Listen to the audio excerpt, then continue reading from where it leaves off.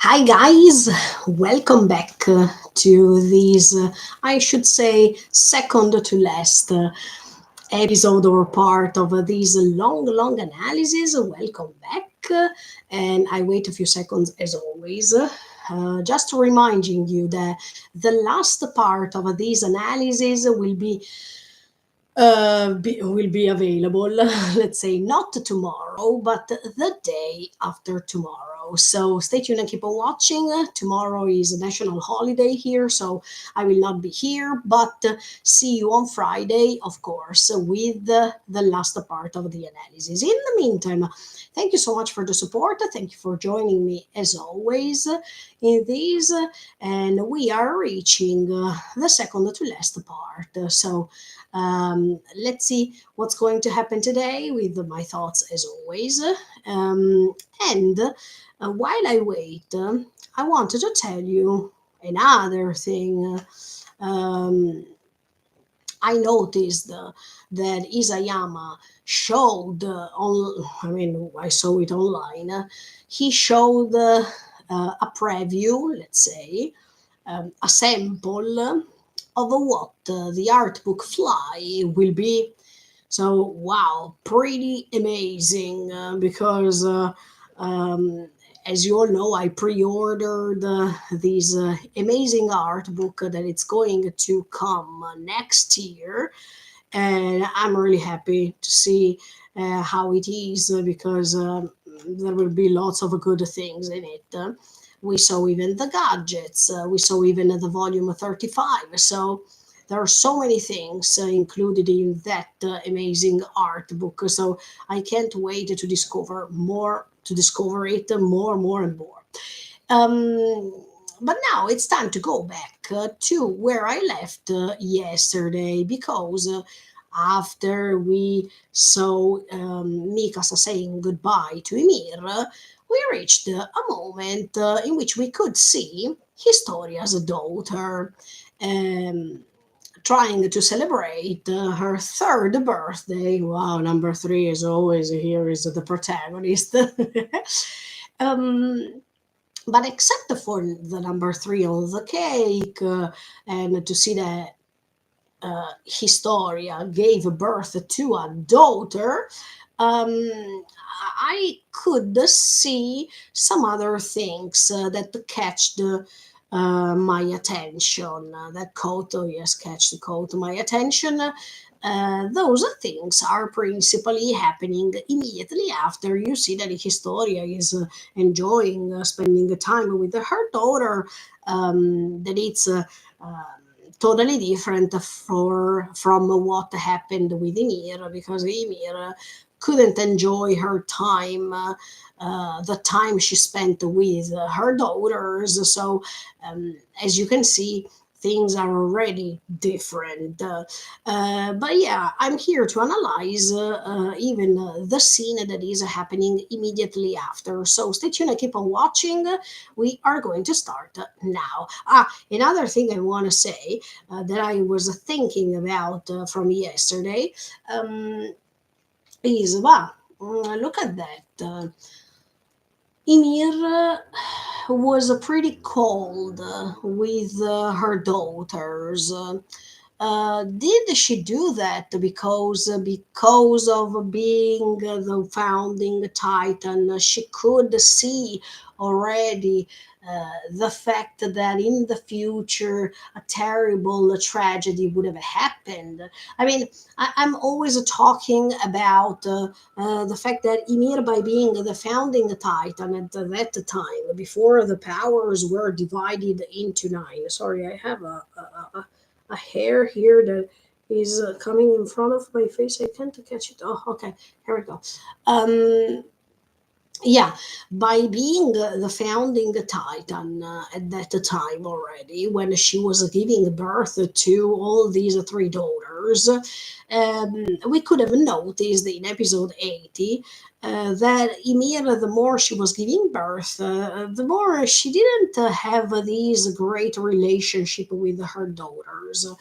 Was it because thanks to the founding Titan's power, she could have seen in the future already the tragedy happening. So she was not so lovable towards her daughters. She was not taking care of them. Hello, General Grievous 19. Hello, thank you so much for the support and thank you for being here every single day. I really appreciate these.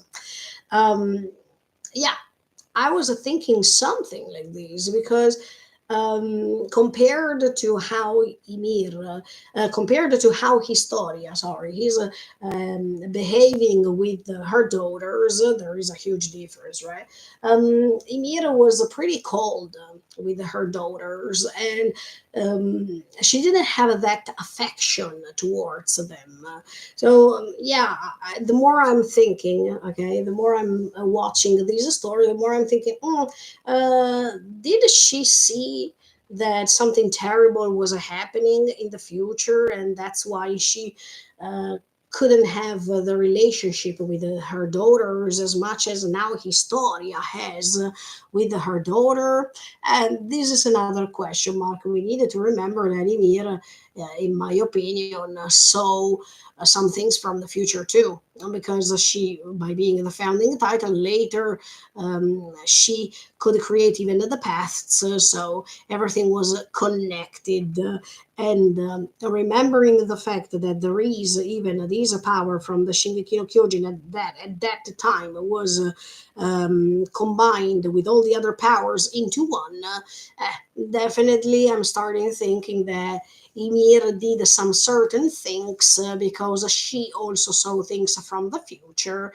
And unfortunately, she made the wrong steps, but then she recognized that someone was coming to save her. I mean, maybe she was also influenced of doing certain things because she was convinced by the future that by doing those kind of things, uh, things would have changed, and maybe this relation with King Fritz, even the world that King Fritz wanted to create, would have vanished somehow. I'm thinking some things. So the more we go on, the more even my vision of Ymir is changing little by little, as you can see. But okay, let's go back to the scene where we see Historia with her daughter, because I think, yeah, that that the scene is pretty powerful. So ready, go. uh, it's her third birthday. I mean, this daughter that we don't even know her name. Yeah, this is something that I would have liked to learn sincerely, because I would have liked to know what her name would have been. And I think Isayama didn't want to reveal her name on purpose, so we keep guessing all the time. What's the name of Historia's daughter, etc., etc., etc.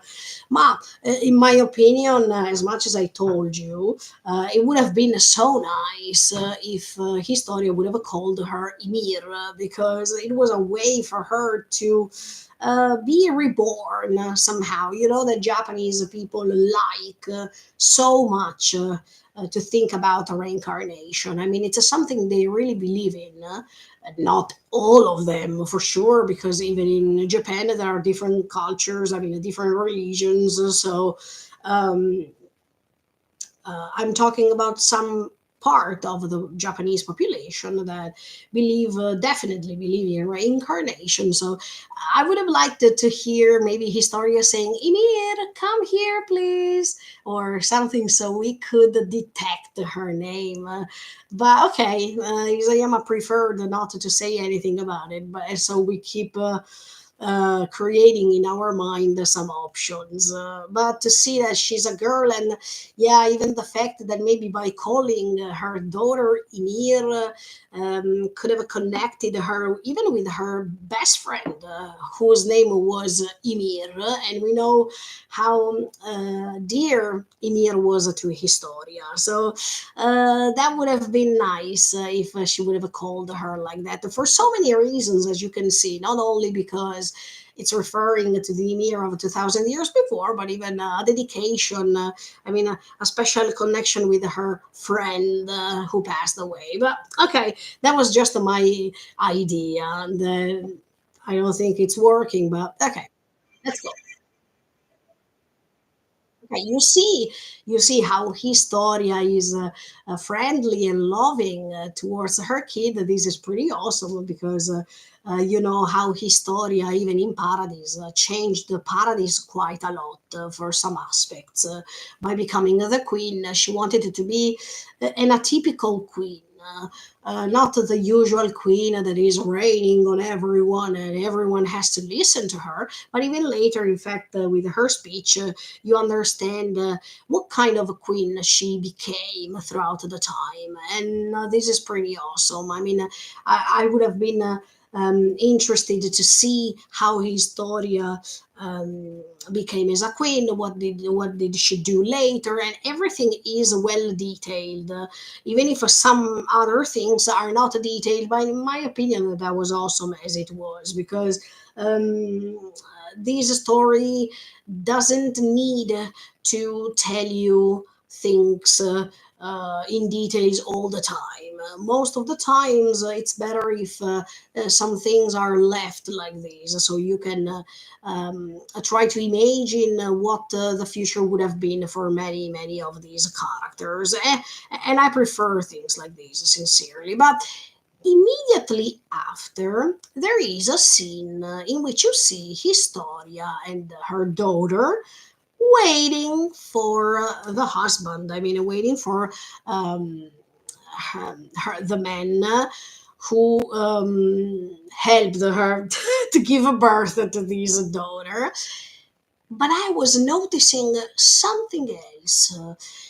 If you check this environment where Historia lives, not only refers to the house that we saw even in season 4 part 2, where we noticed after episode 80 that Historia was pregnant, and we could understand that I mean, it was like as if history was repeating itself because that scene reminded us of Ymir, who was pregnant, that was sitting on that rocking chair, and she was waiting for her husband.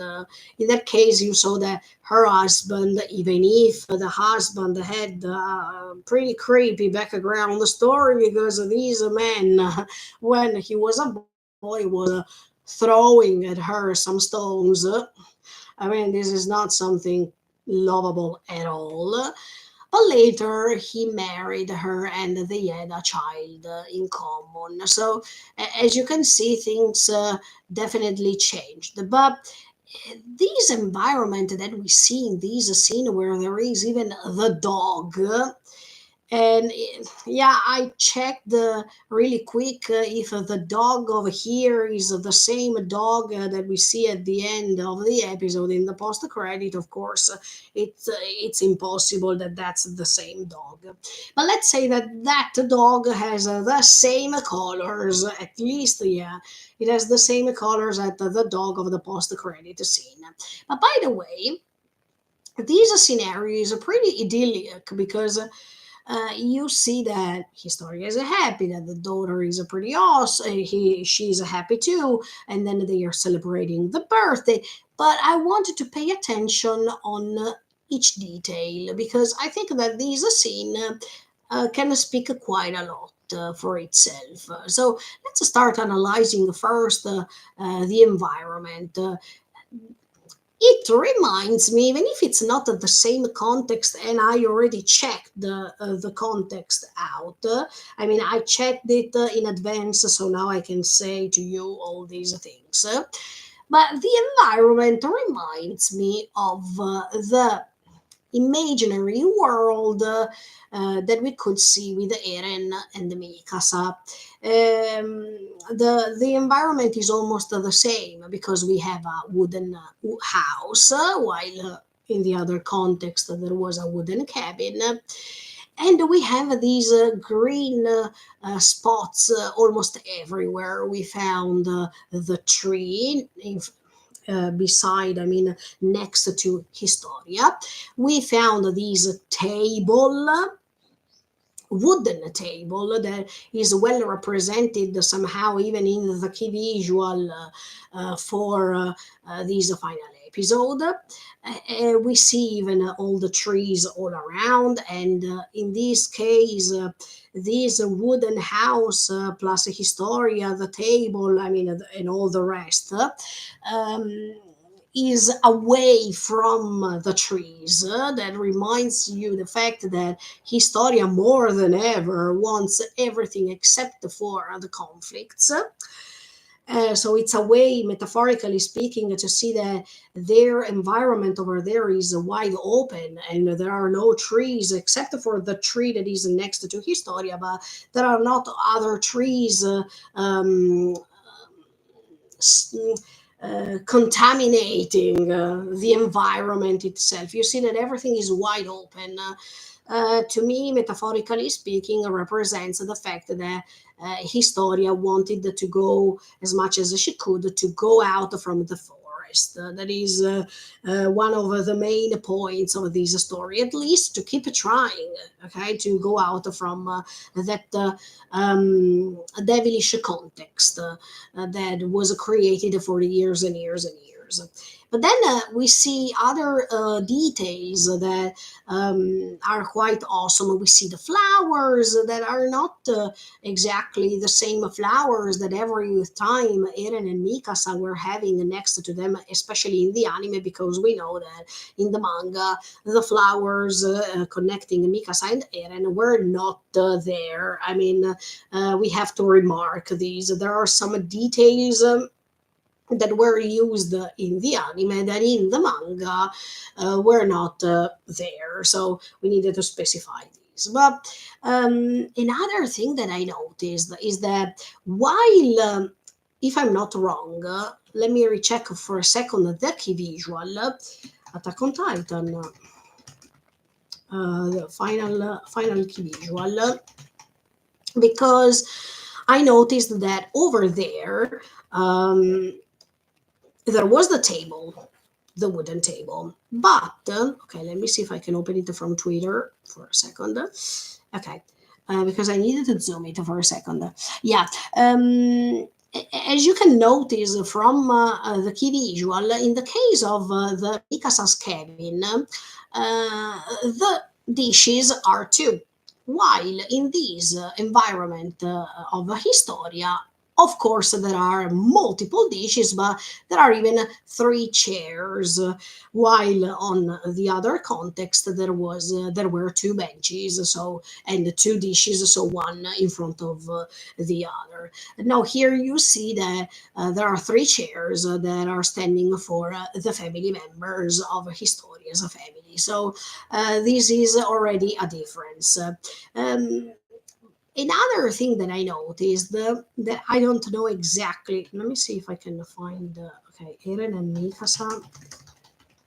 Let me put the cabin because somehow it comes out the the pictures. Well, now I'm happy that I don't have to search for things by being afraid to find the spoilers anymore. That's something awesome. That's why I like to use Google now because it's definitely better. Uh, Let me see if I can find where is it. Cabin scene. Yeah, because I wanted to see a specific detail to remember to see if I remember. Ah, yes, yes, yes. Cabin scene. Okay, exactly. Actually, if I'm not wrong, yes, yes, yes, I am right. If you notice, even the clothes that Historia's husband and Historia are exactly the same that you see in Eren and Mika. Eren and Mikasa's cabin scene when we go to these parallel dimension where Mikasa can see Eren for the last time, and then she says "Itterashai." I noticed this, and it's a pretty interesting because Mikasa is wearing the same clothes as Historia, and Eren is wearing the same clothes of Historia's husband. Um, this makes me understand that this is the right way to proceed with the story. I mean, even if the cabin was different, the wooden cabin compared to Historia's house, that is anyway made of wood, um, could be really similar, actually. But the fact that Historia has the same clothes that Mikasa wears somehow, and Historia's husband has the same, more or less, the same clothes that Eren is wearing in that scene. And you see that even Historia's husband is carrying some things, while even Eren was pretty busy by go fishing, by cutting these logs of wood, etc., etc. Yeah, this makes you understand that this is the right way the story had to proceed. And that's why even Historia's um, story has to go on in this way, and Eren made the story go on in that way. So even Historia could have had this sort of environment, while the Mikasa's context was pretty improbable because of what we saw already in that scene. But I like that these two dimensions seem to collide somehow for some details. But you see that one is wrong and it shouldn't happen, while the other one has to happen. In fact, do you remember what Eren says during this cabin scene with Mikasa? He's talking about Historia and the fact that if the things went on how Mikasa wanted, then there was the problem that the Historia had to go on with that problem of the descendants and being the royal bloodline, etc., etc. Um, and as a parallelism, you see now that Historia is happy with her husband, with her daughter. So this is the right environment, not for Mikasa, but for Historia, to live a life with a family, to have a kid. That definitely, I think that that's something that even Mikasa wanted, because let's pretend for a second that Mikasa and Eren could have lived the other dimension. For sure, they would have had the 4 years to spend together. And Eren stated that those 4 years left for Eren would have been spent with Mikasa and only with Mikasa only. So he would have followed Mikasa's requests, and they would have never had um, other people around them. So, of course, this means probably the fact that if they would have stayed together for 4 years, that would have meant having kids or having at least a kid. Okay. Um, so the fact that this didn't happen, it was a way for Historia to proceed um, for what Eren considered the right thing to do for the story. And in fact, Historia had a daughter. And in fact, you see that Mikasa has to wake up from that parallel dimension because it's not the right place that she has to be in. And on the other hand, you see that Historia proceeded, but even the fact that they wear the same clothes, and you see that of Historia is the right environment, how the story should proceed, while Mikasa had to wake up and say Itterashai to Eren. So there are lots of similarities. Even these table, wooden table that you find in the middle of the grass, that is like the table that you find in Mikasa and Eren's cabin scene, where you see, by the way, that there are two dishes, and here you see three chairs. So this is already telling you that this is how the story should have gone on. That's pretty awesome. And in fact, even Historia is wearing this sort of long red scarf around her, that is protecting her, and she even has the same skirt that Mikasa wears in this parallel environment. As much as you see, even the husband, as I told you, that he wears more or less the same. The same clothes as Eren's. Wait,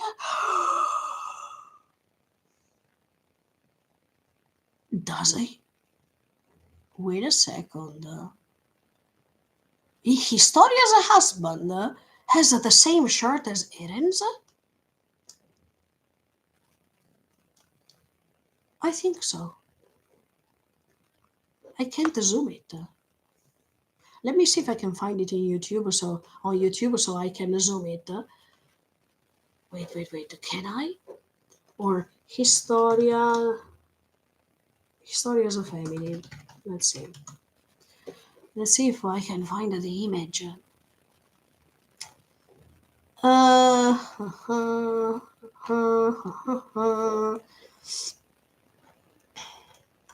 no. Okay, let me try to find it on YouTube because I can't zoom it right now. So, Historia's daughter. Let's see if I can see the entire scene. Oof, why it's not available? Um, uh, nah. Many people believe. Okay, let me see.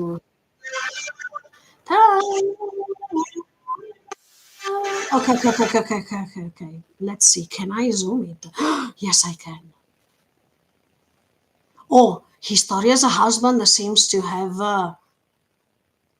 Eren's shirt somehow. Yeah. Okay. No, it's too distant, so I can't see it clearly. But it's like as if this Historia's husband shirt goes like this, like Eren's shirt that goes like this. Okay, that's not Eren. So, I mean, people who believe that that's Historia's and Eren's daughter, no, no, I don't think so. I think that Historia had her daughter with that man. And at that time, probably she didn't want.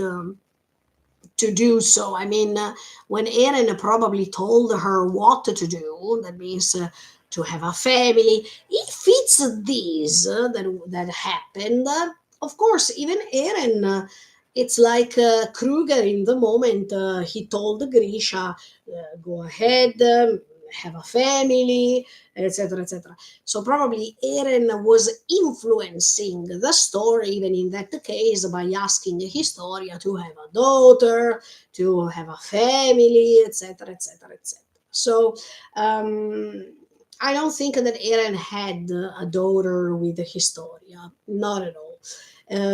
I think that he suggested her what to do so she could survive and she couldn't be part of these problem of creating the descendants based on the Titan's power.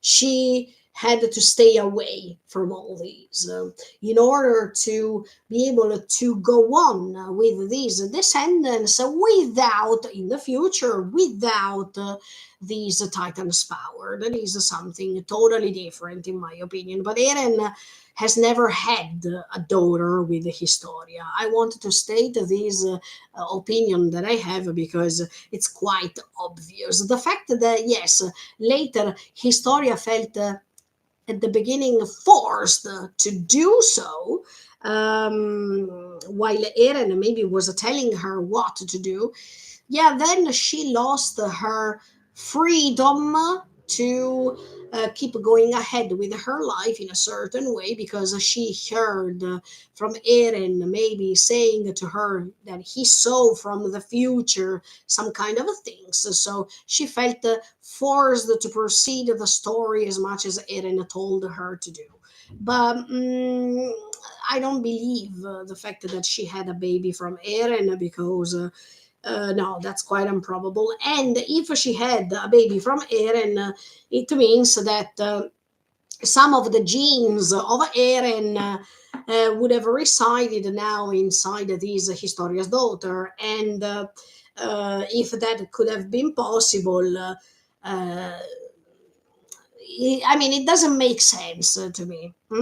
I just believe that Eren, as much as Kruger tried to convince Grisha to do some certain things, Eren did the same with Historia, telling her, oh, you have to go ahead, you have to create a family, because this is how I saw things from the future, etc., etc. Or maybe Historia didn't even know Eren's power to see visions from the future, so maybe she felt even worse. That she would have done something against her will, but maybe it was the only way for her to be left aside from all these mess. Anyway, but yeah, I like these context. I like to see that Historia is pretty happy with her family, and she can spend her time with her daughter, and she's in a peaceful environment.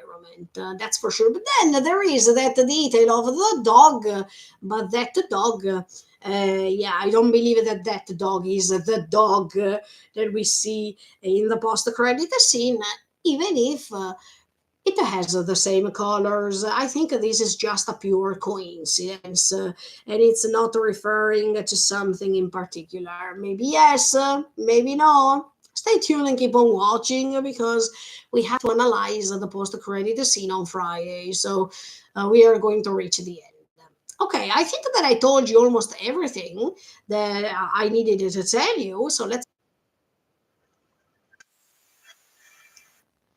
and you see what's around Historia in this beautiful environment. There is the farm.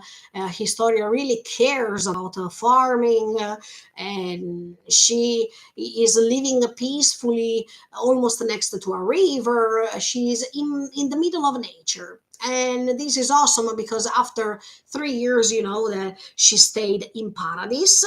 Actually, she's the queen of Paradise, but to see that this queen is not the usual queen that needs a throne, that needs a palace, but she's satisfied to keep living in that sort of environment, makes her a different queen. But at the same time, it makes her really sensitive, really pure, as much as she has shown throughout all these stories. So the fact that she's not changing this aspect makes you understand that Historia was always a noble person rather than being just a noble queen.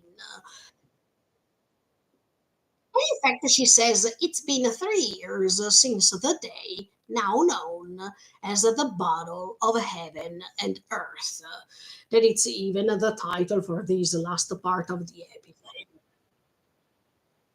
The good thing is that you see these steps of the rumbling. I mean, these footprints of the rumbling, and then you see also these trees growing from it. That means for sure that life starts again. The life goes on, and even the plants are going to little by little, they are going to erase what happened, not from the minds of the people, but as an environment. I mean, scenographically speaking, you see that these plants are growing and growing, and little by little they will erase these creepy scenario of the rumbling, but also means that from that creepy tragedy that happened, that is the rumbling. There is still the hope that everything can restart. So this is pretty meaningful. I mean, to me, it sounds like not only the fact that you try to erase what happened, because mentally speaking, this can never happen. First of all, because of the founding the Titans' power in their story is over. So, for sure, there will not be a way for them to have been erased their memories, have their memories being erased. um, but second of all, I think that this is pretty awesome, because you see on the other hand that what Armin was saying, that means the hope to find another way to go on living, or even the meaning of life itself, that struggles to survive. This is pretty hopeful as a message, that after a tragedy, you don't have to believe that everything is over, but if you really want that, if you wanted to restart, to go on living, or to restart having a new life based on some other different aspects, you can. The fact that you see that this is a paradise, and even the paradise was tragically involved in the rumbling. Remember those common people living next to Shiganshina's walls, that they were going against Eren Yeager, because Eren, thanks to the rumbling, destroyed even the environment of what was surrounding the walls. So we know that even over there, the tragedy happened somehow, even if it's smaller related compared to what we saw happening on the other side of the ocean. So anyway, you see these footprints that represented these tragedy, that are left aside, that are replaced somehow by these trees that are growing, and uh, as if life goes on, that life still struggles to go on living somehow. It's pretty meaningful. And Historia keeps talking, and she says, after the loss of an extraordinary number of lives, those who managed to survive surely still suffer from unhealed wounds. And you see, even the people who survive, who are struggling by having these tents. That reminds me definitely even of the containers, or these tents that each country uses after a catastrophe, like an earthquake, or like some other natural disasters, right? You see how people here are struggling to survive, but at the same time, I like these contrast between the soil that doesn't have any sort of a plant growing, and on the left side, you see these little plants, little by little, struggling, growing, that gives them the hope to go on living. But surely, what Historia says makes you understand that people survived in some sort of circumstances. I mean, some people were affected by the rumbling, because they had their houses destroyed, because they had their businesses destroyed, and anyway, they didn't have any sort of wound like the people who could see the rumbling stop in front of their eyes, because they were almost being killed, but fortunately the rumbling stopped. So they have never been touched by the rumbling. But others who suffered because the rumbling approached them and almost killed them. They have some unhealed wounds. And these remarks, yes, exactly, general destruction and regeneration. But even these destruction and regeneration can be seen multiple ways. It can be something good if you think that after a tragedy something can be born again and can go on living. Sorry, there is always this hair that appears here. Okay, and destruction and regeneration can also mean, yes, unfortunately, a tragedy brings destruction, but it can also be regenerated later somehow. And in fact, the song at the time was saying, "You are the real enemies." But we will talk about later when we will analyze the post-credit scene. Anyway, yeah, you see these people keep struggling because even if they survived, they have to keep going on living.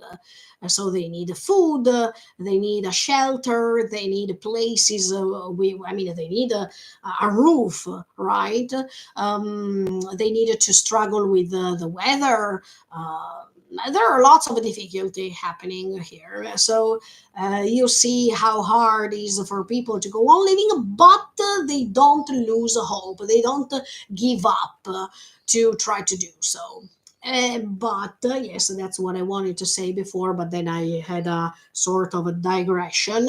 Um, uh, what Historia says makes you understand even another thing. That means when we think that revenge is not over a problem and it's not possible at all, no, now you understand the some people for sure will keep thinking about, oh, I lost my house, oh, I lost my family members, I lost this, I lost that. So who is the culprit of all this? Aaron.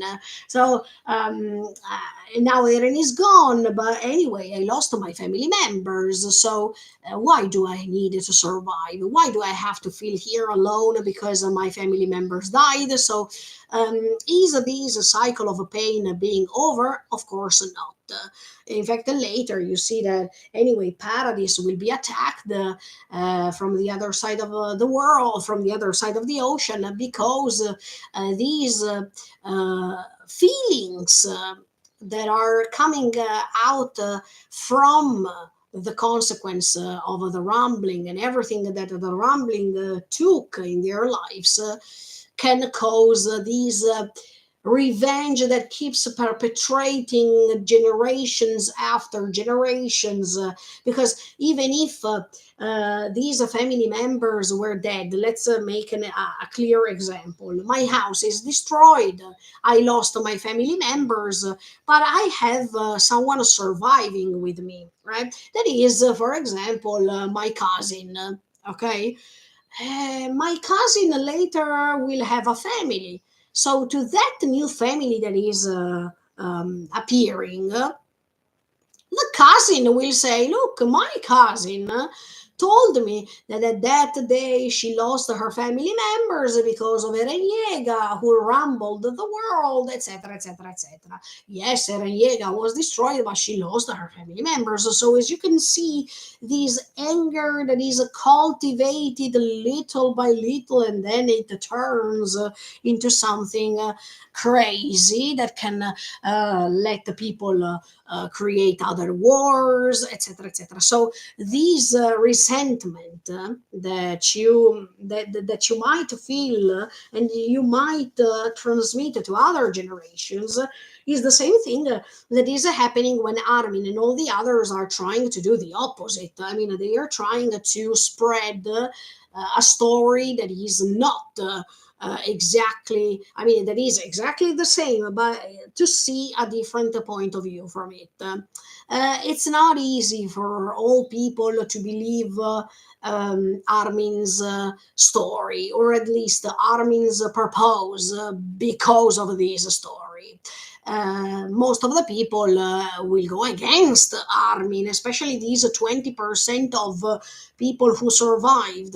I don't think that all these people will trust what Armin says, will understand what Armin says, will accept what the rumbling had created in their lives. So Armin takes this risk to be understood or to be not understood. But Armin, I think that puts this into his mind already. I mean, he is well aware of the fact that not all the people will be there trying to listen to his story and to what he has to say.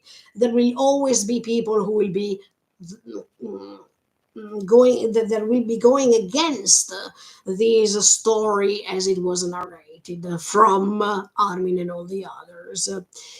By the way, yes, Historia is saying that there are people with unhealed wounds. These unhealed wounds can be referred to the mental wounds, things that you will never forget. And these people are trying to do their best to go on living without forgetting what happened. So these unhealed wounds that is still can create a pain in their hearts and can let them remember some things they would really like to forget, but it's impossible for them to do so. Also because the Titan's power is over. So even if Historia wanted, for example, to try her best to erase their memories so they couldn't remember these atrocity that happened, she can't do that. And at the same time, the founding Titan is no more possible to be handled as a power in their reality. But I also believe that Historia would have never tried to do so. I mean, as much as we know, Historia has always hated people who have tried to erase her memories, who have always tried to erase what happened, because we needed to live this experience instead of avoiding it as if nothing happened. So I really like the fact that Historia knows, except for the fact that the power is over, but even if the power of Titans would have still been available, I don't think that Historia would have ever used this power to erase the memories of others. Absolutely not. So these unhealed wounds can represent mental wounds that will never recover, but even physical wounds that can cause a trouble to people. Maybe if you lose an arm, if you lose a leg, I mean, things that can be unhealed. Let's go. And in fact, you see even people inside, let's say, yes, people who are struggling, they are trying to rest while they lay on bed. But there is one thing that one scene in particular here when there is this woman who is trying to look at her pictures, the pictures of the people who died because of the rumbling. Those pictures that represent memories. And for these people who lost everything, those pictures mean everything, mean a special treasure to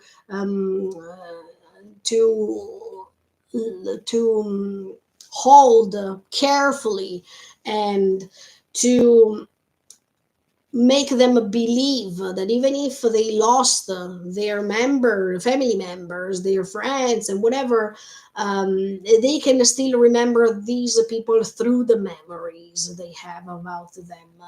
But it's pretty sad to see this old woman looking at these pictures of the people she lost.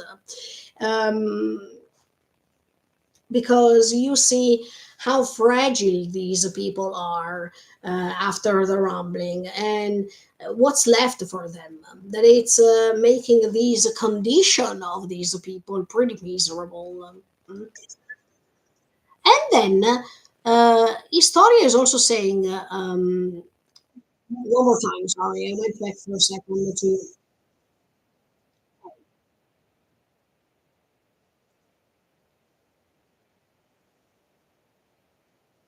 yes. And then you see people who are trying to eat something. I mean, that it's exactly the same thing that is happening after a catastrophe. You see people reaching food, people who are trying to rebuild houses, people who are trying to keep going on living.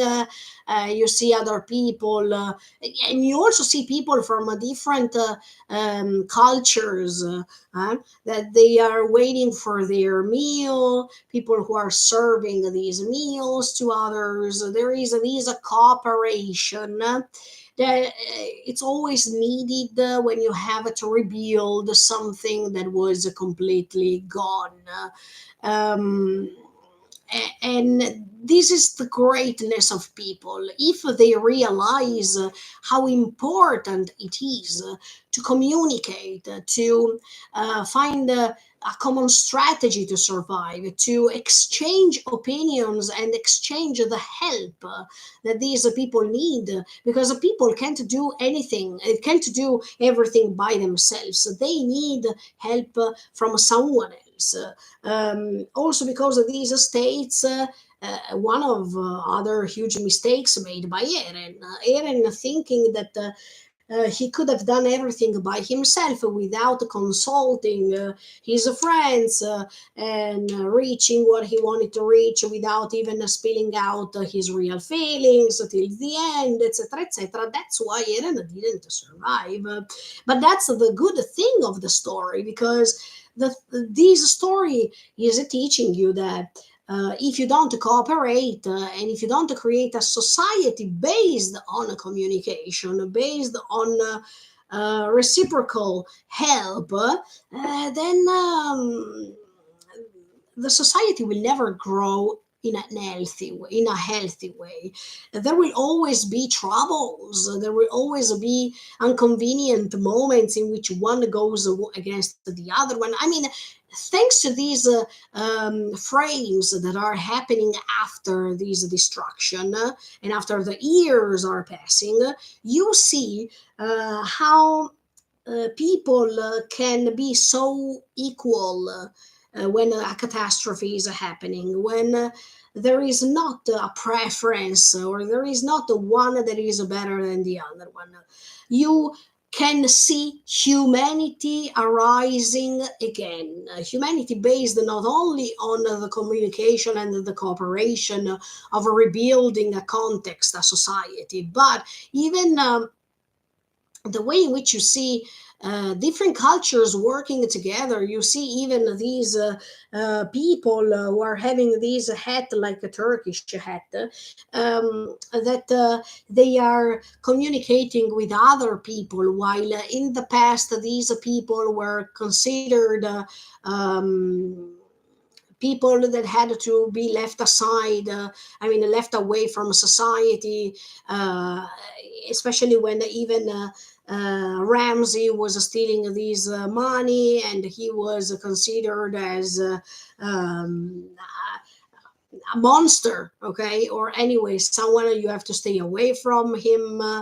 You have to stay away from. But here in these scenes, you see the cooperation between cultures, the cooperation between the people.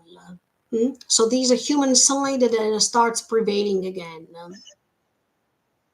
You see other people praying. This is really awesome. These are two little kids that are in front of these candles, trying to remember. I mean, they are surrounded by ruins, and this reminds me of Kaya a little bit, when she was also being there.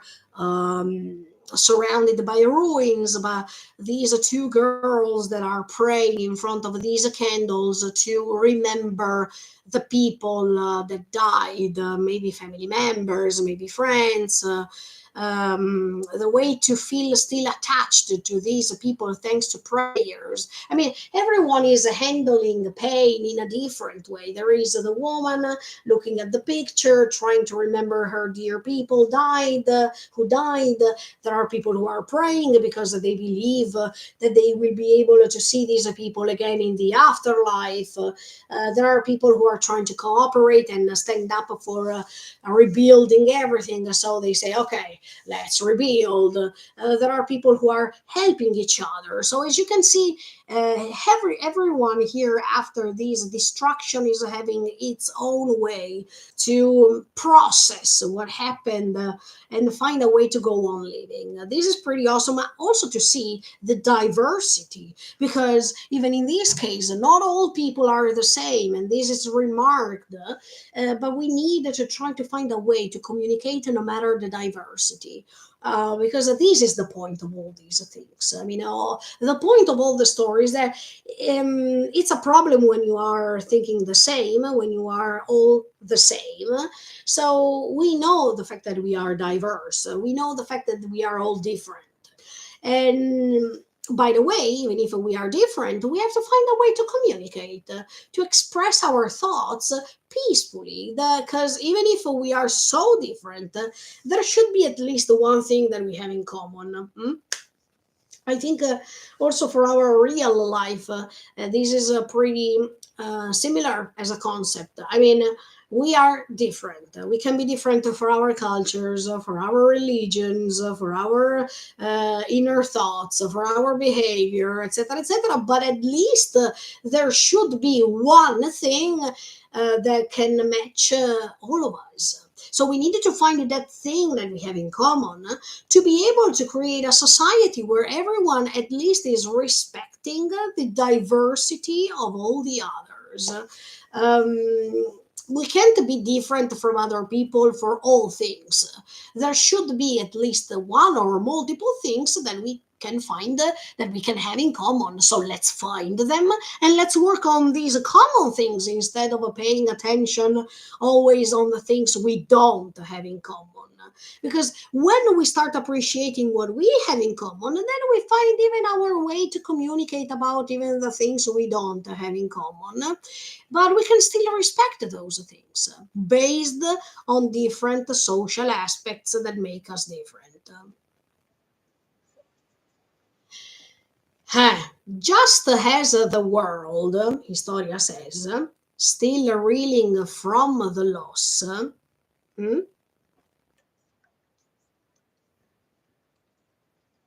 Yeah, let me go back for a second.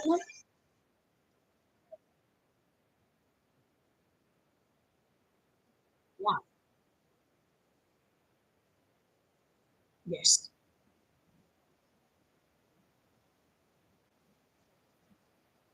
Just as the world, still reeling from the loss, feared,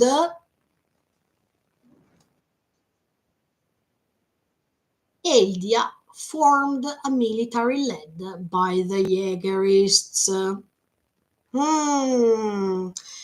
Hey, in this case, you see the new symbol, that it's a little bit a problem, because this symbol of the Jaegerists, I mean, this military led by the Jaegerists, uh, it resembles somehow the Chosahedan because there are still the wings of freedom, but there are even two guns matching.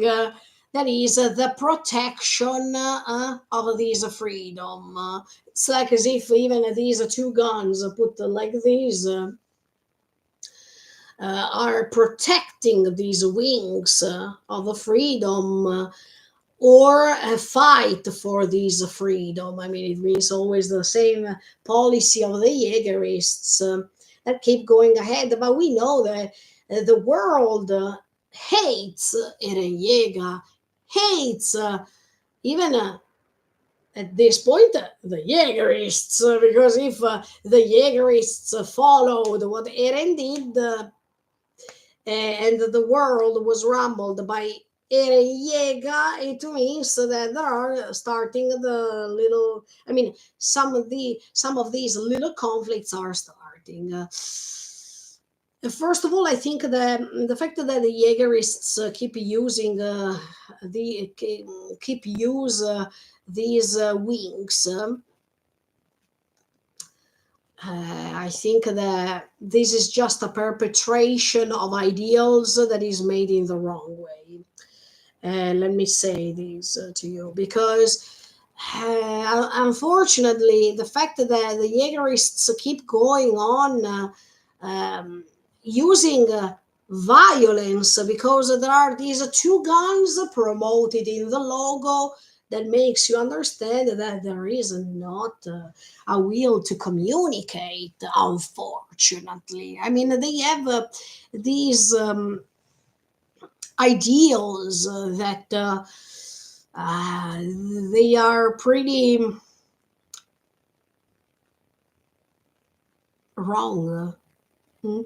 But Historia says Eldia formed a military led by the Jaegerists. So she doesn't say that Paradis formed a military force made by the Jaegerists. And this is already a difference because this includes other aliens that didn't come from Paradis, but that now they are unified as Eldia. So somehow,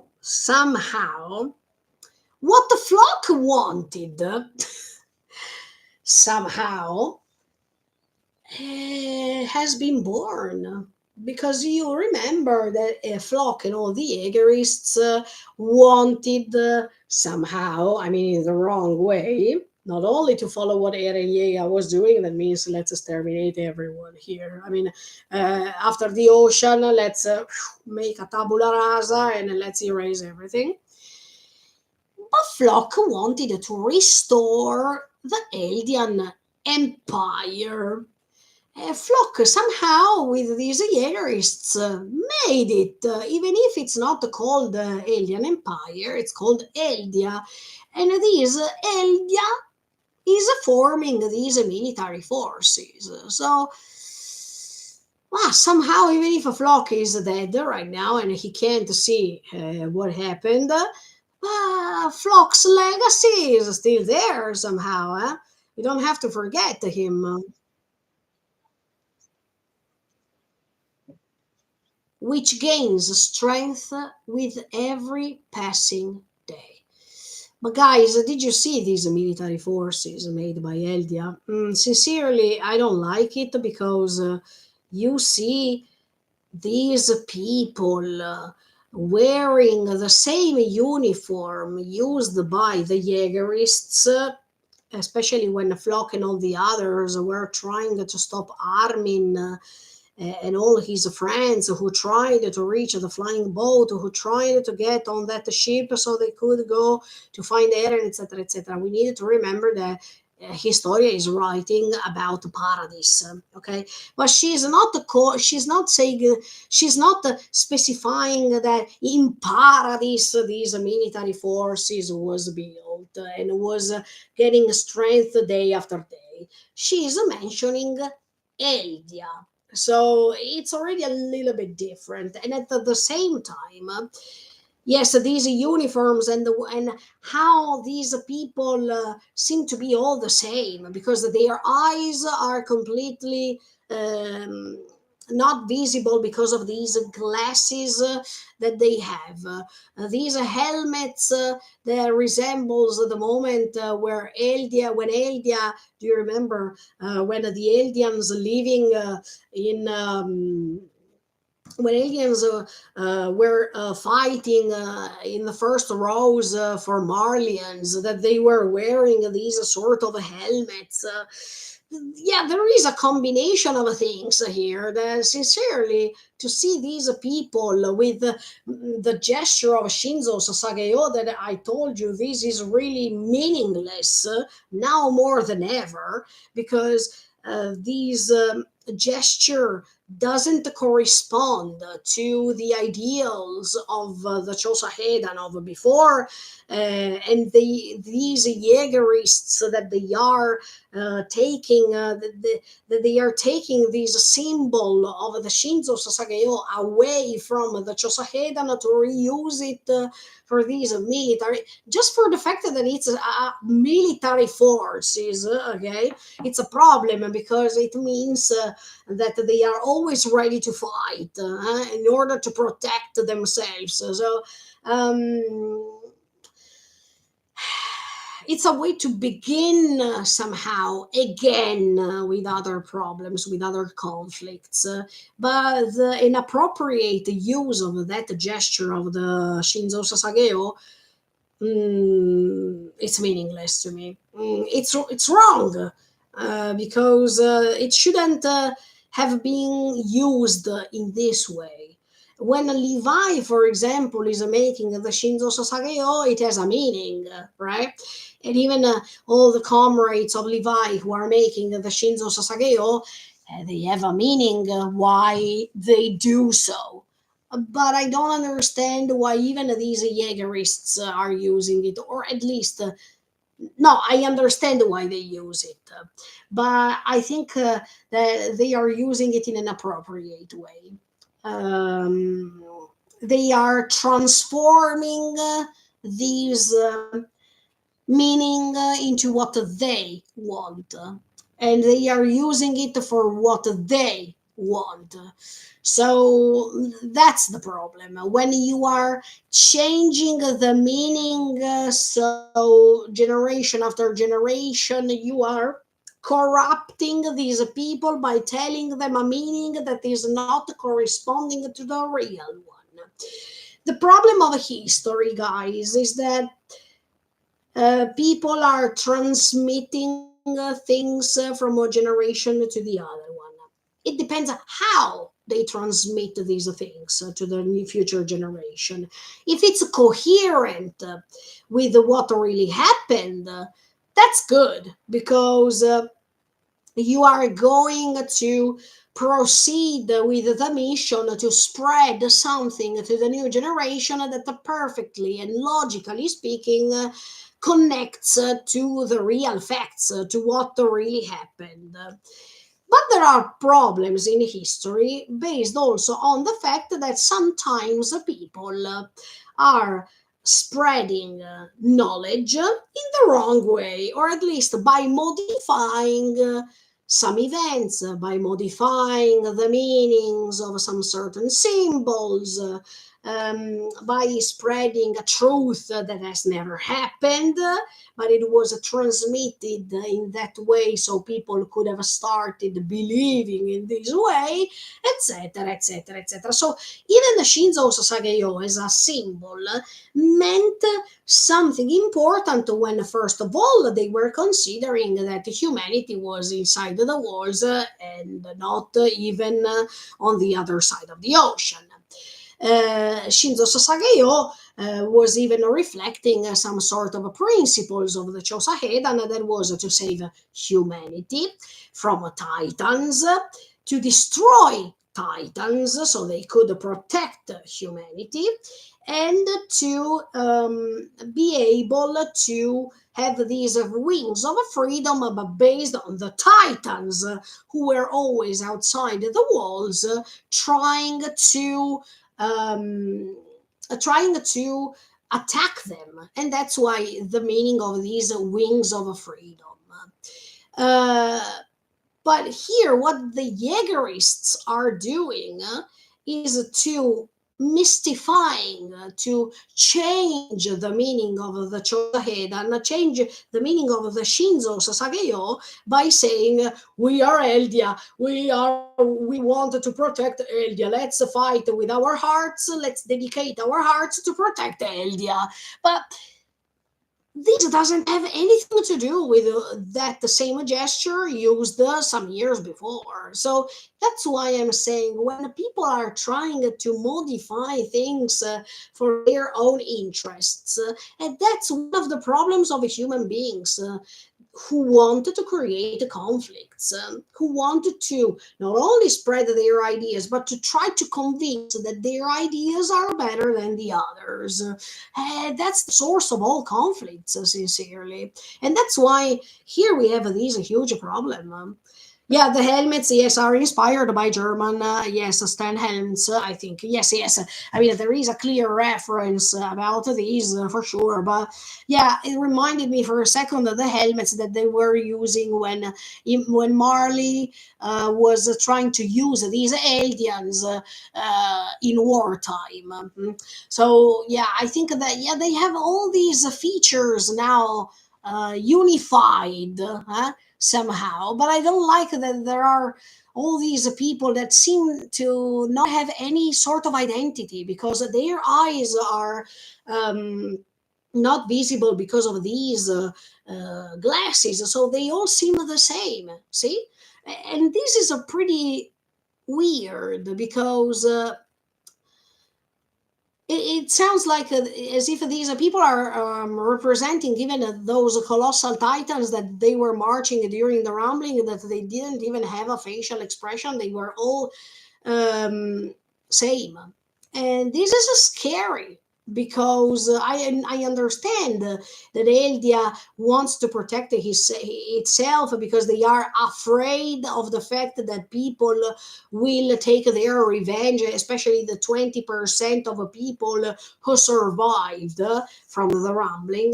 Maybe some of these people from the other side of the ocean definitely will want to take their revenge. So Eldia wants to protect itself by having these military forces. But I think that that's the point. If you start creating a military forces because you wanted to defend yourself, militarily speaking, you miss the point. We start all over again. That's the problem.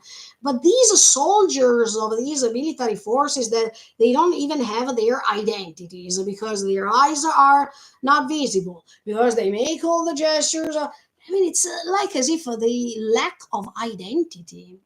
It's like as if once again they seem to be brainwashed to join these military forces for Eldia, and by doing gestures that don't correspond to the initial meaning. And even these two guns on top of these wings of freedom. I mean,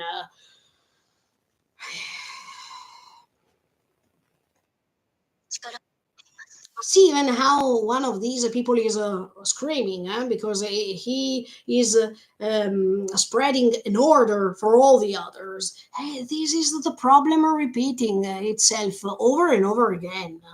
This commander that is spreading this order and he's shouting, and there is not even in this case there is not even the need of hearing the words of this commander because for us is automatically imaginable what we think that he's saying.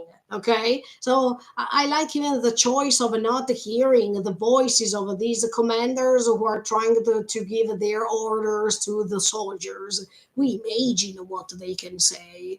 But the fact that there is another commander that is ordering to other soldiers, and the other soldiers have to say, yes, we follow the order. Look how human beings are vulnerable in all these kind of things. We are too vulnerable that sometimes we follow what other people say. And even if we believe in those ideals, there is always one person that tells us how to behave. And we are conditioned by the words that we hear. So um, these commander that is spreading his will to these soldiers, and these soldiers are responding to him. Not only is a lack of a personality because you follow the order of these commander, but at the same time you are convinced, you start feeling convinced about the words you are hearing. So see, the brainwashing people has not just one method available. You can brainwash people in different ways, by words, by ideals, by spreading fake news, by trying to impose your ideas on others, psychologically speaking. I mean, there are lots of ways, but this is a way. Out of Historia says, out of a fear of a reprisal from the survivors of humanity across the sea, the island shouts with one voice, if we win we live. If we lose, we die. Of course, they are taking back Eren's words, but what I wanted to check is these men on top of this sort of stage. That is, I think, yes, it was the same stage where Historia was proclaimed queen, if I'm not wrong. And you see how things change and how vulnerable people are to change their opinions. Do you remember what Historia wanted as a queen? She wanted for sure peace. She wanted people to not forget anything of what they experienced. But let me see if I can find a Historia's speech at that time to understand the difference, because then I will recollect my memories and then I tell you what I see now. Historia's speech. Let's see if I can find it. As a queen. No, she was not talking at that time. Yes, season 3, episode 10. Season 3, part 1. Oh, yes, the stage is the same, but did you see the difference of even the logo? I mean, the logo is completely different. Go back, guys, to season 3, part 1, episode 10. First of all, the stage is the same. Second of all, Historia is incoronated as a queen. But the logo, okay, the logo that is completely different. While the logo of before you saw the shield, and behind the shield, these are two swords. Now you see the two guns on top of the wings of freedom. One thing is to defend yourself, because that shield means for sure defending yourself. And behind the shield, there are these two swords. Because, of course, you decide to defend yourself, but we need to understand that logo based even on the historical context. At that time in season 3, part 1, there was still the problem of the Titans. Outside the walls. So, of course, she was even helped by these. Let me see. Yes, by these three other logos that were the three military forces, let's say, in Paradise. But the main logo of Historia, when she was incoronated as a queen, is totally different. Not only because you see the swords behind this shield that represents anyway a protection, a self-defense, okay, because the Titans were still there and the threatening of Titans was not over yet. But now that the Titan power is over, and that's why I'm saying that the historical context is totally different, you see the logo in which the guns are protecting this sort of a window, because it's like a window in this case. Let me see. Yeah, even in that case, there was a sort of cross on this shield. But to me, these uh, uh, these guns and these wings of freedom that are behind these two guns. Wow, it's like as if you wanted to put this freedom inside another cage once again. Even if it seems, I mean even if the real meaning should be we protect our freedom, for sure the meaning is this of the logo of the Jaegerists now. But to me it sounds as if that thanks to violence they want to protect their freedom, but it's always that the problem, that you wanted to protect your freedom with violence. And it's wrong. We go back to the start again here. But what's different? Okay, let me go ahead with this scenario. Yes, even in this case, when Historia was incoronated as the queen, the same people were under her, the same people that now we see under these other commander that seems, yes, let me say it honestly, the way he's raising his hand, he seems like a Hitler, but okay. Um, but okay, let's see how these historia's memory goes back for a sec, goes on, sorry, going back. And all these people, you saw all these people. Yes, I like when they compare the scenes with the previous seasons, because in season three, part one, the historical context of season three, part one, was that the fake king was dethroned and was punished because he was a fake king to be a fake king, and the real queen could gain what was right to gain. That means the throne, even if she was a girl. I mean, even if she was a woman, she had to be the queen because she was descending from the royal bloodline, okay, of the race. And the race were the real family, the real royal family. So the historical context is, oh, now we have a queen. Ah, the Titans are still frightening us, but we have a queen now. I mean, it was like as if they felt protected because of this vision of a queen.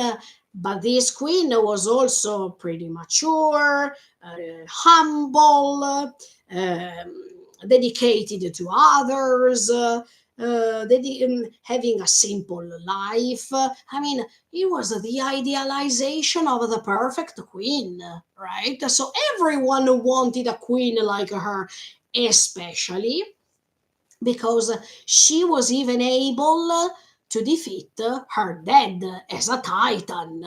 So for all these people, Historia was like a hope for the future because she was the one who stated, I defeated that huge titan by killing the last piece where even I mean it was connected to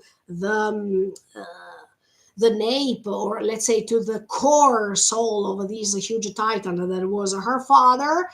She was praised even more because she not only she was the queen, but she was also representing the wings of freedom. So the people who were enthusiasts about this queen, you saw their faces, their happy faces, okay?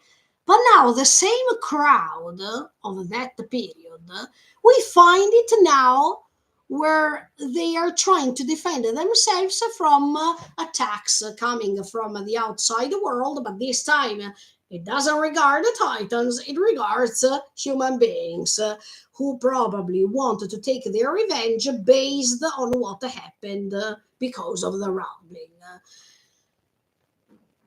But you see how these people were happy at that time, and you see even the color of um, I mean the color used on these people's faces at that time. Season 3 part 1 episode 10, where people were all this light that comes on their face, the light of hope.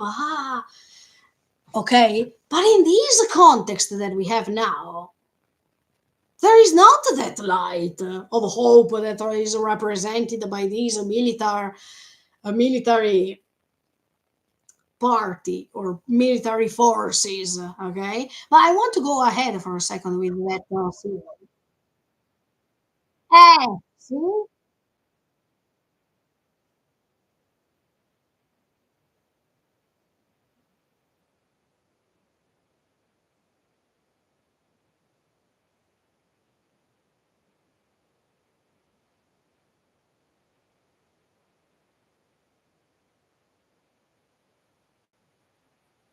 Okay, okay.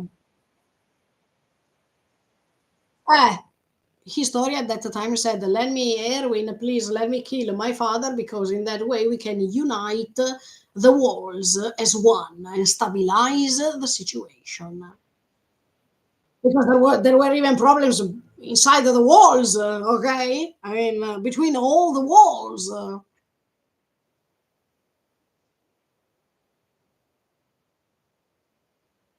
And the way she's showing her face. And she was making Shinzo Sasageo, okay? She was making this gesture when she appeared on the stage where she was incarnated. But at that time, that Shinzo Sasageo meant something else, because the Titans were still there threatening them. So it had a meaning at that time, but now that meaning is completely lost, completely gone.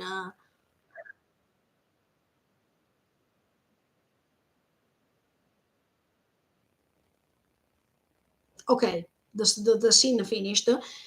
And now we go back to the scene of now, where there is a man that is doing.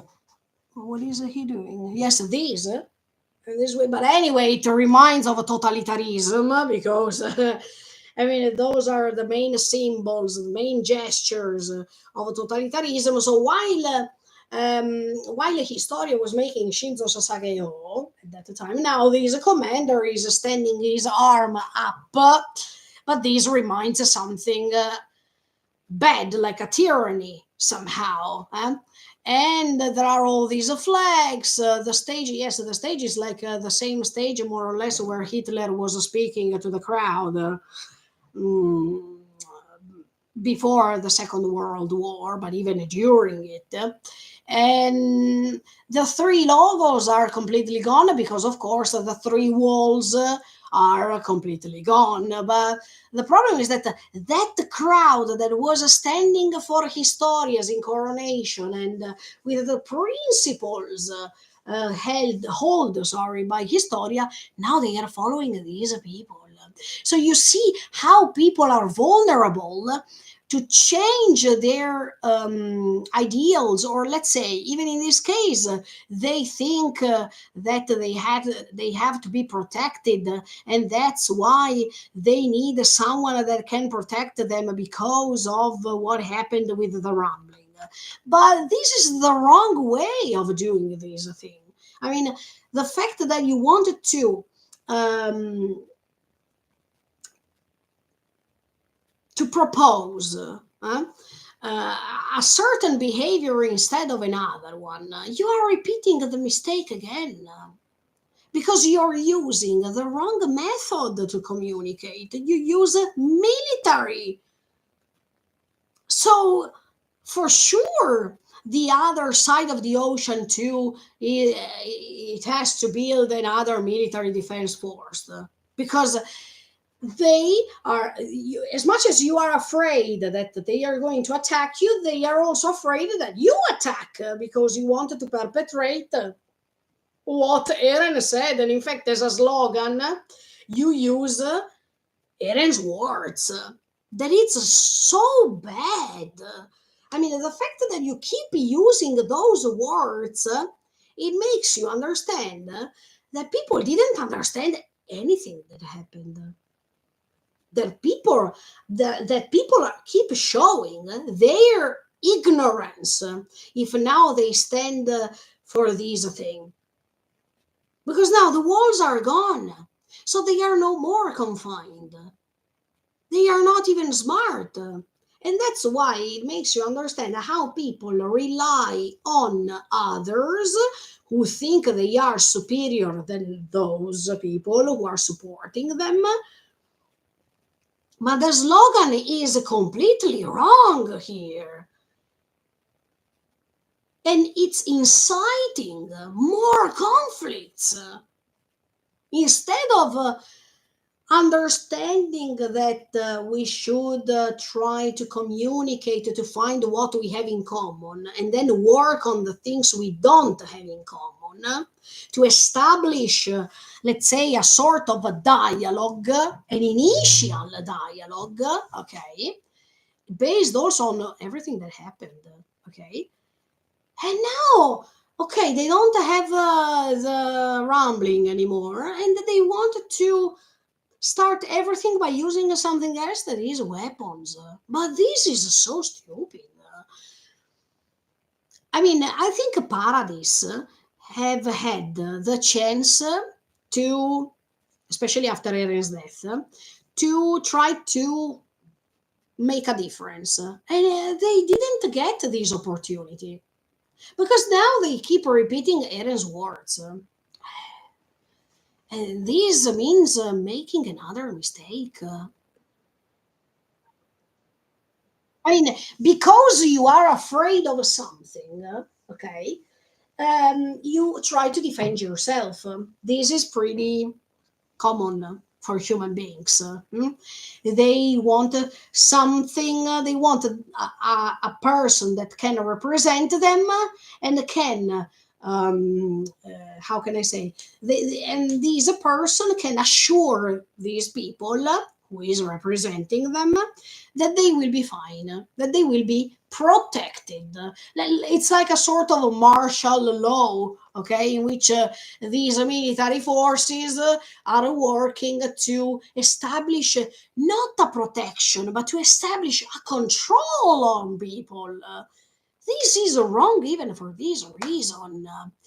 These military forces hold by the Jaegerists is trying to control people's mind and let the people believe that if they don't do something like this, they are not protected because the other side of the ocean will attack. So we have to be ready in the case. This is stupid. Because no one says that it will happen. So you are already installing inside the people the fear that something might happen. And this is happening even in our real world, where these people on top of us are spreading terror to control our emotions and to let us believe that other countries are bad, that we have to check these other countries because these countries are going to attack us, so we have to be ready. Uh, it's all psychologically commanded. Do you understand what I mean? And the people are making again the same mistake to use violence to defend themselves when they can defend their ideals in other ways by communicating, by creating a discussion that doesn't have to lead to violence. And to see these people that they do in front of this commander on the stage that is making that bad gesture, and all these military forces marching without an identity with all these guns, they are like the rumbling, they are like the colossal titans, they are like colossal titans, these people marching, because even colossal titans were common people before. I mean, colossal titans were human beings before we could before turning into colossal titans.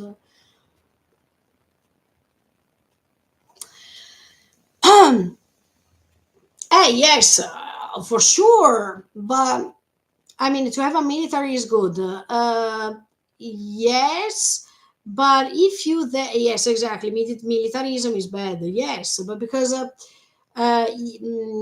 use this trump card as if you think that that's the only way. But even okay, I'm not saying that the military is wrong to have a military forces. Okay, but I'm saying that to spread this slogan and say if you don't, if you wanted to win, you have to fight. But this is wrong.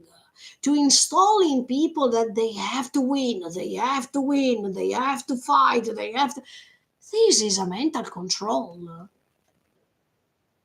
And look, there are the journalist and the reporter of season 3 at the end of season 3 part 1.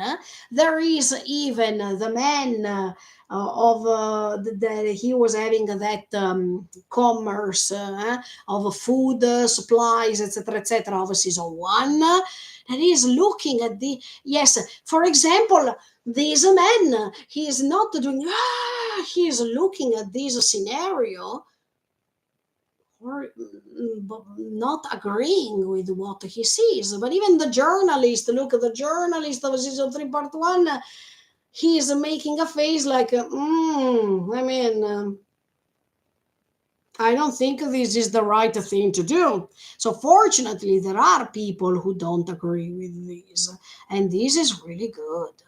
I mean, the fact that you see that not all people are raising their hands as much as at that time, it's really, really good. But yes, this motto that is used by Eren, okay, that was used by Eren. If you win, we live. But tremendous, okay? If we lose, we die. But this is a way to control people, to let them fight or to promote fighting instead of something else. The more you install in their minds this motto, the more they believe it. I mean, in psychology, is said this. The more you repeat the same words, the more you try to convince people. Exactly. I mean, on the same, on the other hand, that's what the political parties in our world are doing. They try to convince you to vote for them based on the words you hear. And and the more they use words that can convince you to vote for them, the more you can be convinced somehow, because they promise you certain things, or they touch the weak point of common people to try to control your mind, or to try to tell you to vote for them for some ideals that then at first they promise you something like this, and then once they are elected they don't do anything. Okay, so as you can see, that's the problem. The words that can convince you. So, what Eren was doing was wrong exactly because of these. Because Eren was a slave of his convictions. So, when you use your convictions to prevail on others, we are repeating again the same thing, unfortunately. Unfortunately, it's like this. We have to fight to win. To win what? I mean, these other 20% of the world on the other side, for sure, they are collecting revenge. Some of them, some others, yeah. Anyway, they are collecting revenge. But to say we have to fight to win when nothing even started yet. And these journalists over there are playing a great role, because the journalists who are against this, they also have the role to spread the news. And now that the walls are not there and they are not confined in a certain environment, these news can go even on the other side of the ocean. So, okay, let's put for a second in Marley's, the other side of the ocean people's position. They lost their family members, they lost their environment, they are struggling to survive. And thanks to these journalists who are reporting what's happening in Paradise, okay, because now the walls are not existing, so everything is unified somehow, right? Even if that's an island, the news can run through the world differently now. So these are people on the other side of the ocean, they hear that in Paradise they say, we have to fight to win. These are people on the other side of the ocean who are already cultivating revenge. revengeful thoughts, they also hear something like this, of course, the conflict will start. People react based on what they hear. So if I'm saying on the other side, we are gonna win, we are going to fight to win, and the others say, oh no, they are coming back again, and let's defend ourselves too. Because not only we lost 80% of the entire population, but we can also risk to lose even our lives now. See, all these actions are creating consequences that are taking you exactly in the same way. So what was the point of all this story? If anyway we go back to the start. There are no Titan powers now, but there are other things that can be used to control others, to try to win. That's the problem. But these journalists, they have an important role because the mass media, they are controlling people's mind on their way too. Because by spreading certain things that were said, it depends what words they were using when they were spreading the news. It's important, even the fact that they are spreading the news. So the mass media have a huge power to diffuse these news and to create, even in their cases, the conflicts. To to install in people's minds that, oh, the threatening is coming, they say that these. So as you can see, there are way to communicate and there are other ways to communicate, but usually mass media, they need the news as fast as they can so they can be the first one to spread the news, right? So they are doing what they do because it's their job, and because it's on their personal interest to be always the number one, the first to say one thing, etc., etc. But all these things put together, of course, they will create a damage once again. Of course, they will create the premises for another conflict, even if it's not necessary. And then another scene that I liked is that while there are people who say, wah, wah, there was a Hitch who says, wah, wah. This, Hitch represents the lazy people. The people, okay, who are so lazy that they prefer to stand on one side rather than rebel and try to think with their own minds. And this is pretty meaningful. I mean, in this scene, you see so many bad things put all together that makes you think.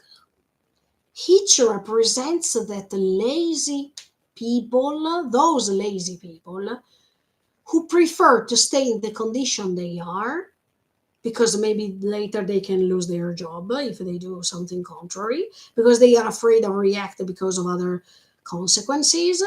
They prefer to stay calm and there, and even if, yeah, I'm lazy to change my side, I'm lazy to even think, so okay, let's stand with them.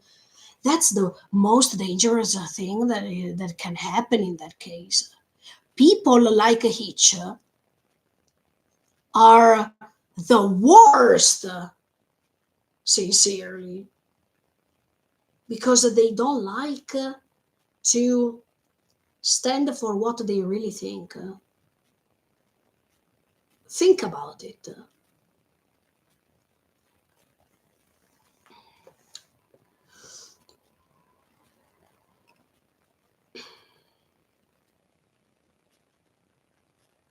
Ah, yes, General. I agree. Ah, hey, it's like the Ouroboros, the snake that eats its own tail. And even though Roborose is making the circle, so it's like as if it's a never-ending thing.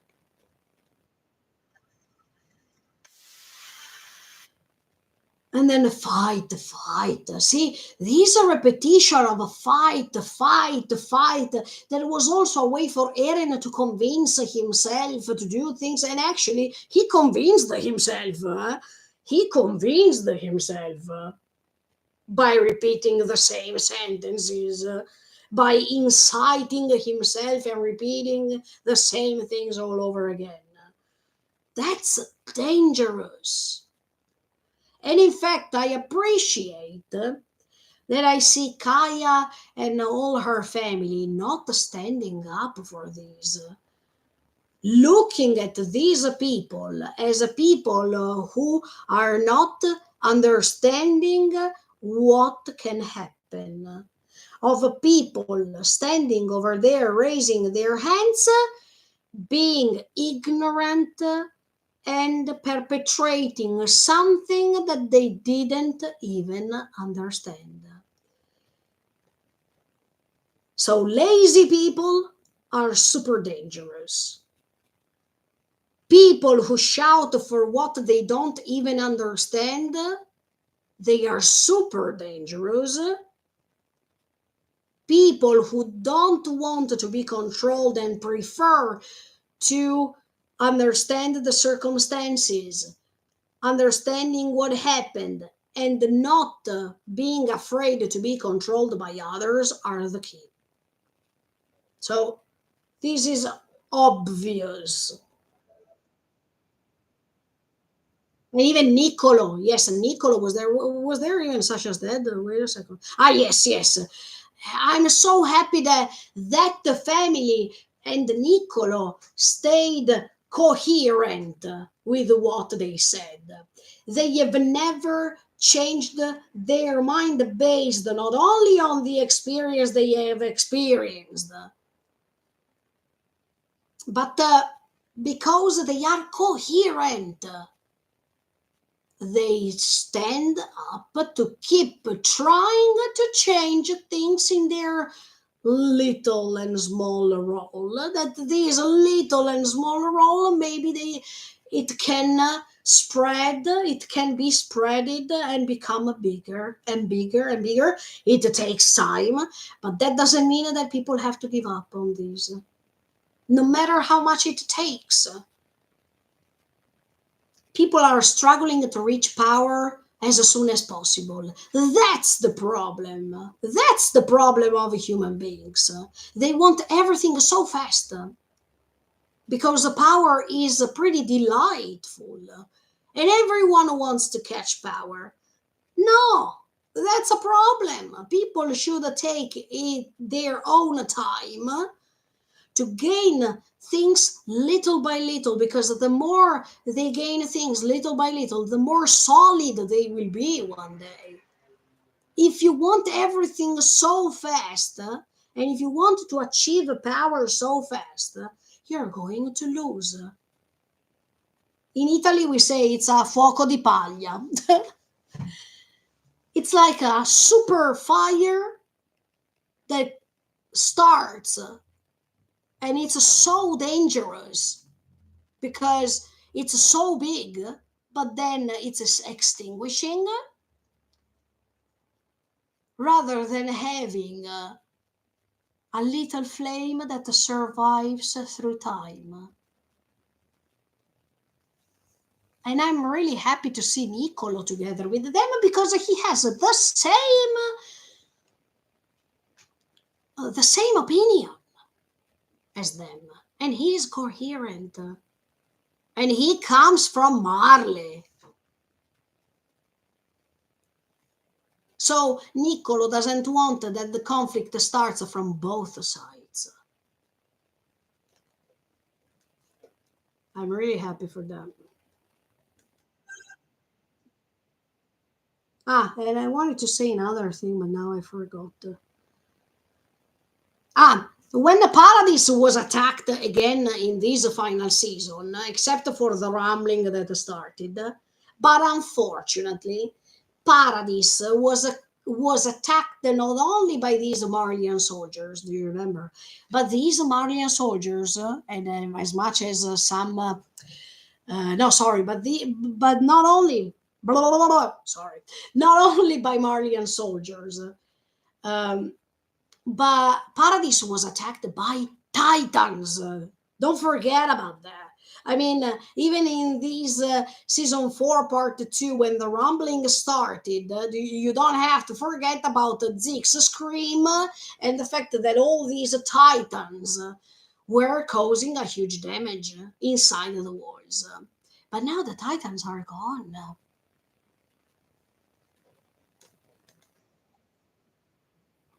And Historia keeps saying, even with the Titans gone, the conflict will not go away. Eh, that's the problem. That's what I said so far. Eren passed on to me all that he knew of the future. Oh, that's exactly what I was telling you at the beginning of this live streaming. Eren convinced Historia to do what she has to do, to have a daughter, to have a family, eh?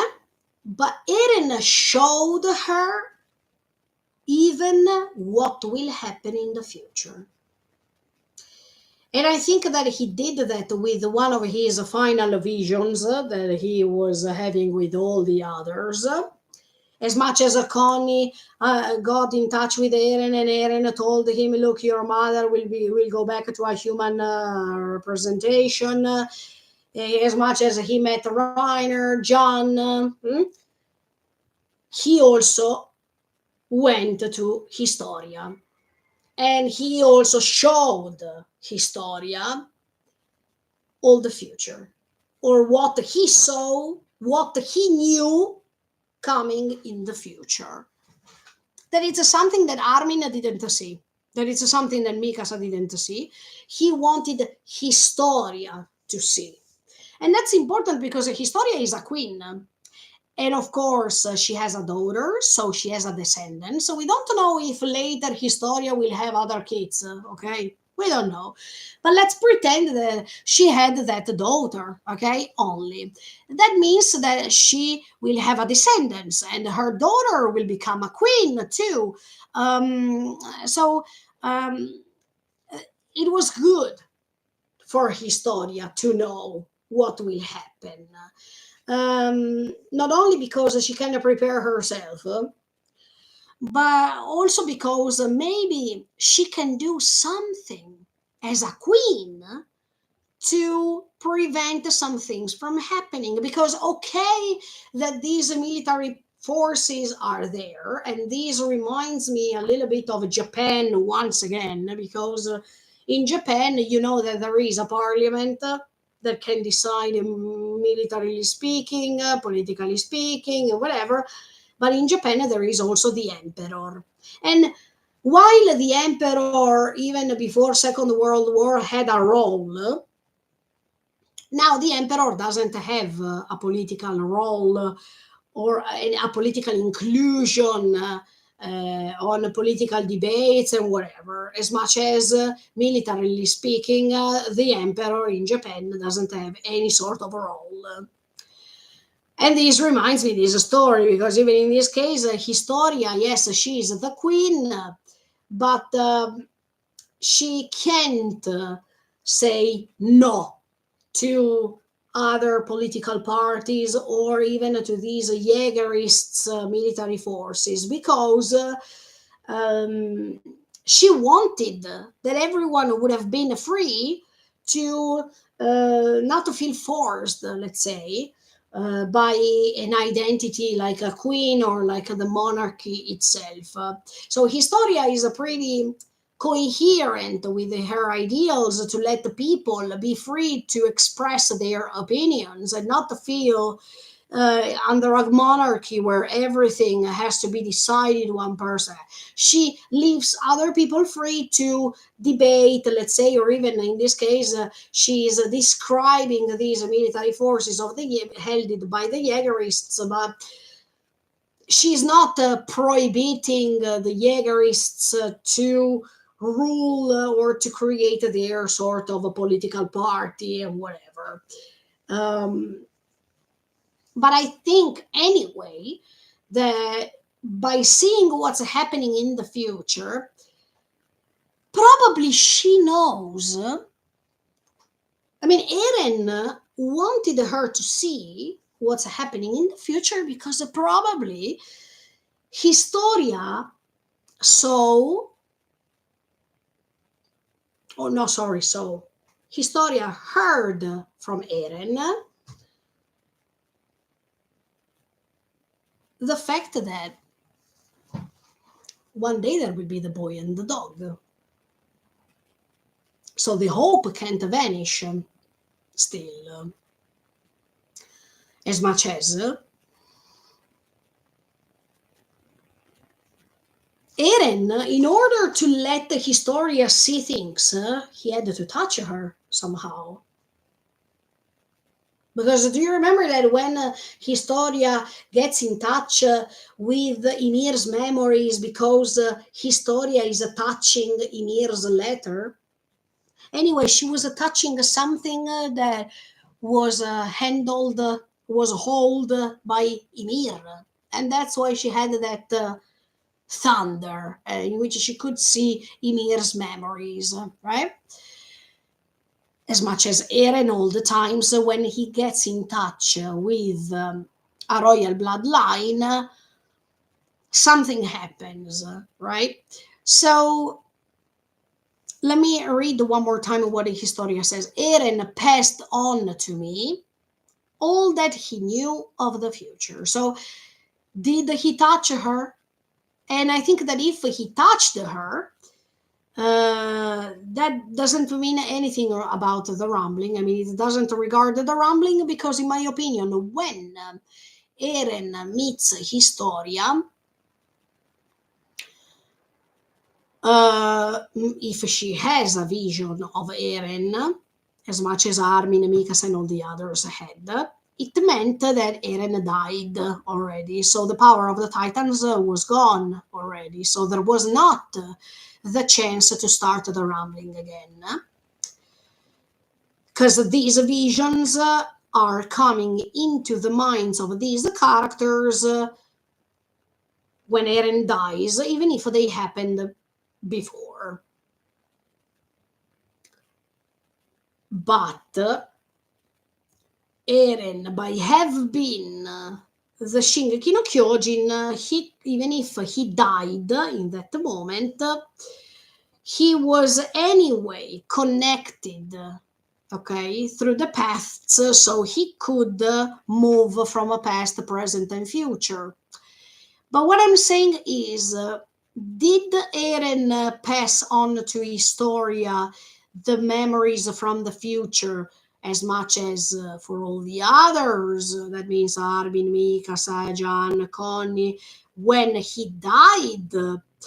Or he did it when we saw that he met, physically speaking, he met Historia at that time during that sunset scene, while Historia was going against Eren, and she was saying, "Look, Eren, the only thing that I can do is to try to stop you."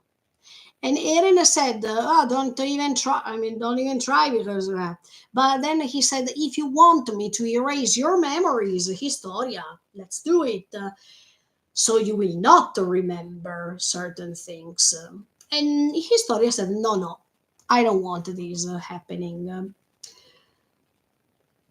Was that the moment in which Eren gave her all of the knowledge he had about the future, and that's why Historia was having even that sad face when while she was hearing Eren's speech to all of the Yumiru no Tami, that means the Ymir's population, because maybe she had that sad face because she saw what Eren wanted to show her from the future, or at least she heard from Eren without touching her, because at that time the rumbling could have started.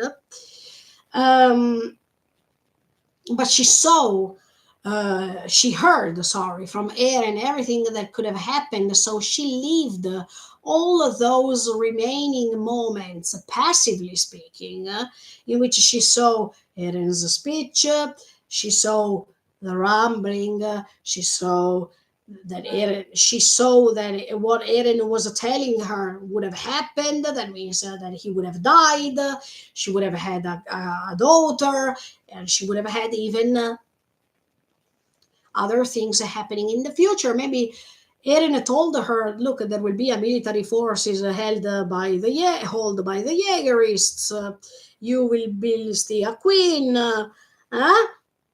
Maybe he told. I mean, he told her everything he saw from the future, everything he knew, not everything he saw from the future, everything he knew. That makes you understand that it's not guaranteed the fact that he knew everything. But at least the Historia has already lots of spoilers from the future.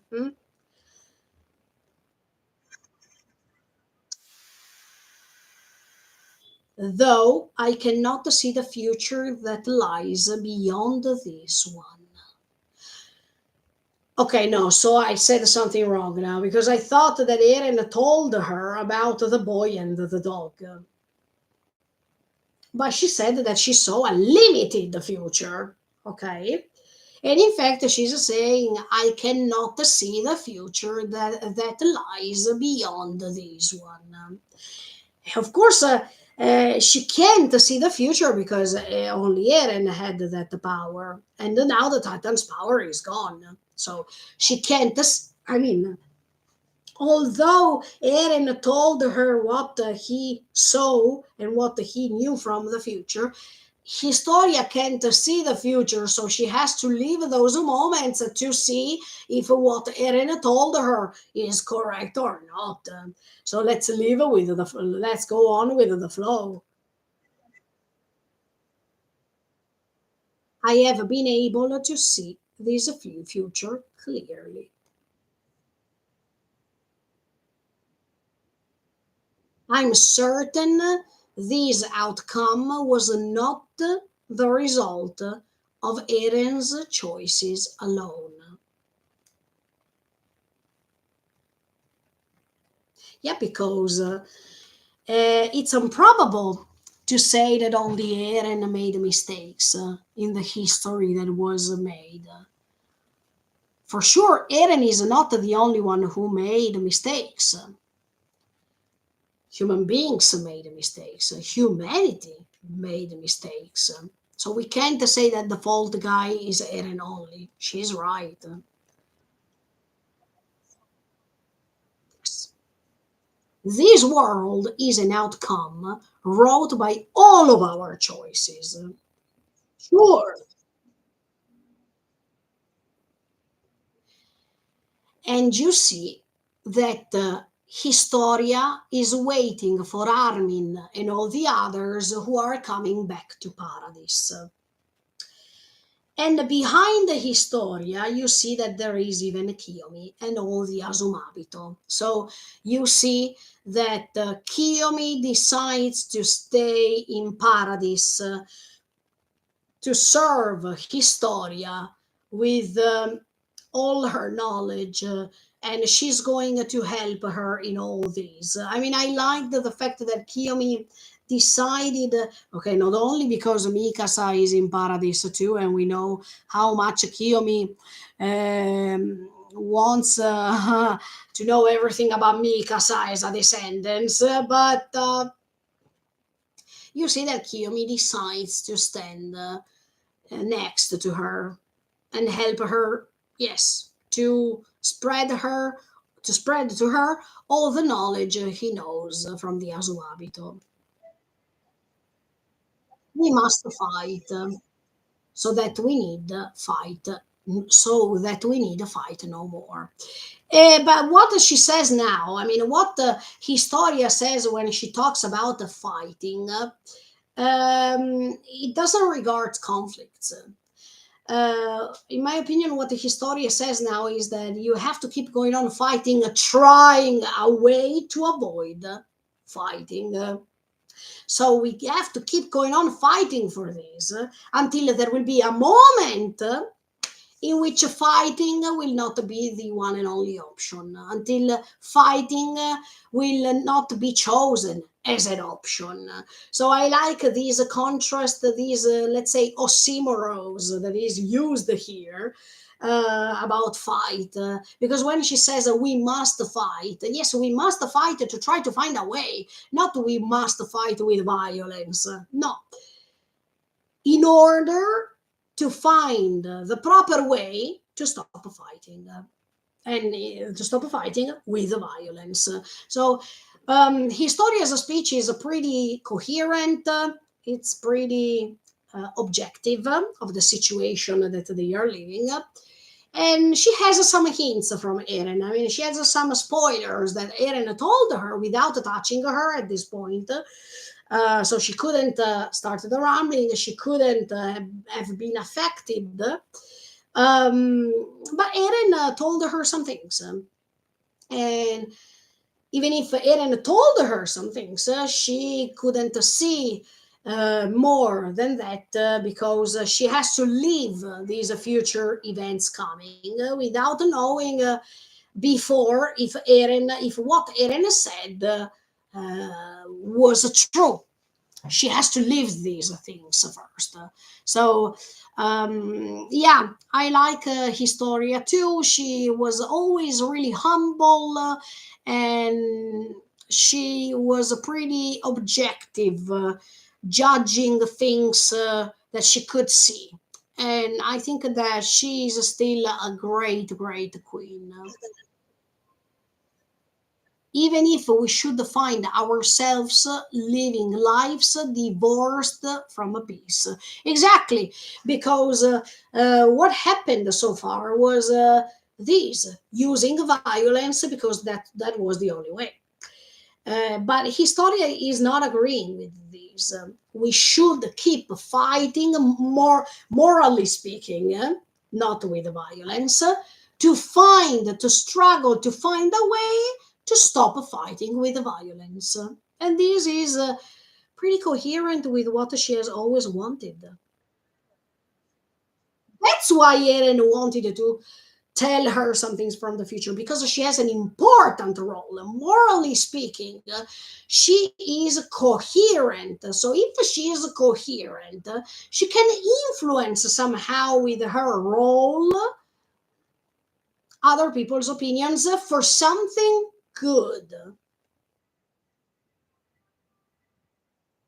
This isn't the life he wished for us.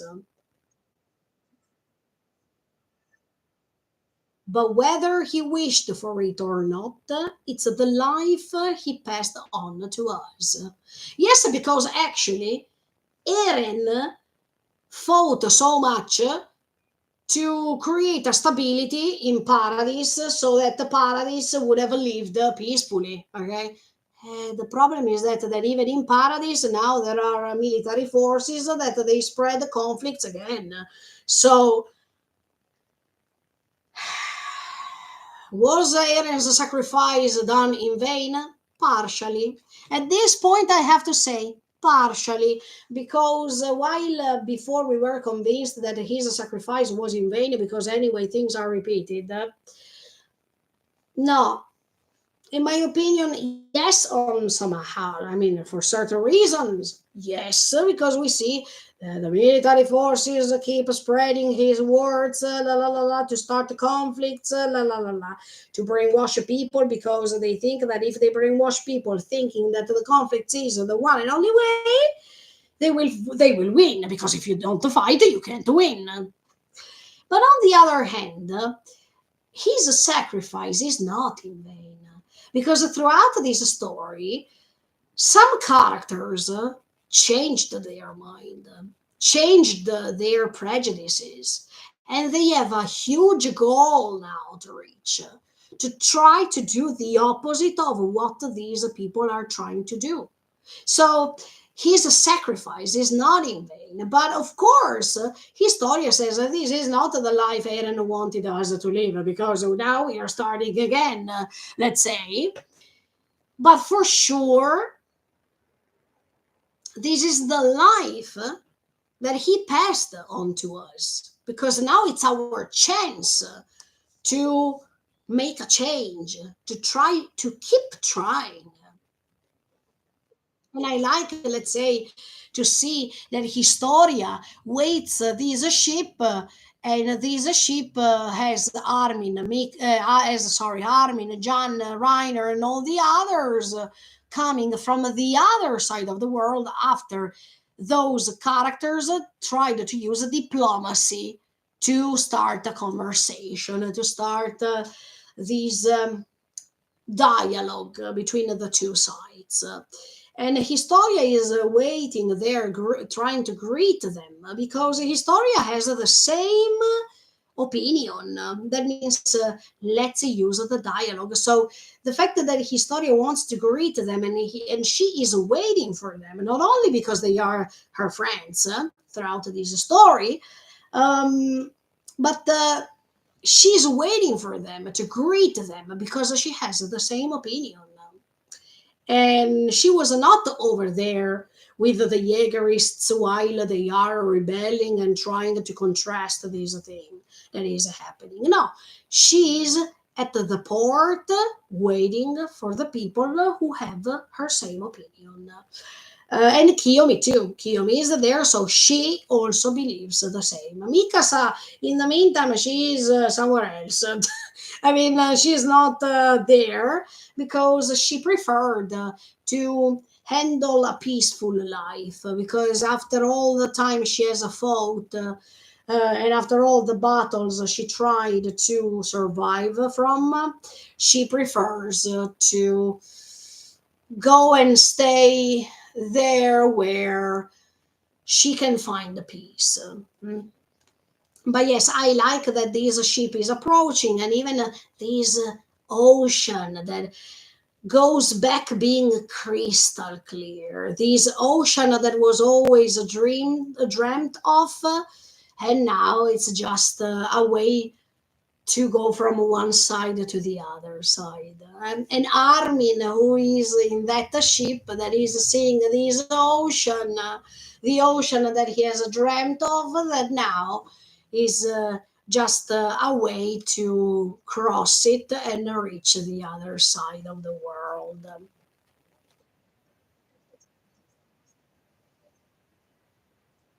How will we live in the reprieve that remains? Ah, that's a good question. Nobody knows. We have to go on living to discover it, because we don't have that power of Eren anymore in this world without titans. Wow, this last question is so powerful, because this makes you understand that while at the beginning we thought that titans were the problem, and by exterminating all the titans the problem would have been solved, the problem is that now there are other problems, and it doesn't have anything to do with titans.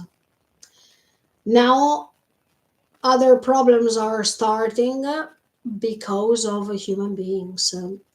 So now there is no more the excuses of titans to be used in order to say, let's fight for freedom, let's fight for this. No, now we have just lots of human beings fighting for different ideals. So how are we going to live now in a world without titans? Wow, this is like a big stone that is put on top of all of us to let us think that while sometimes we are too focused on one problem, and we use that problem as an excuse to excuse even ourselves for the crimes that we commit. And now that excuse is over. Now the titans are gone. So, what other excuses can we find now to start other conflicts?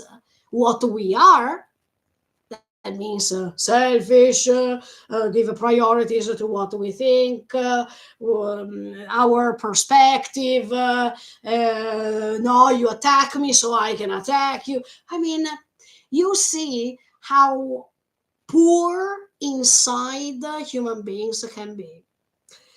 And this is our problem. So titans, even derived from human beings, right? So the problem is us. So we should try to find a way to find the solution inside of us more than trying to find a solution of problems externally speaking or in front of us. No, the problem is to find a solution inside us first. So then we can manage to find a way to solve also externally speaking all the issues happening.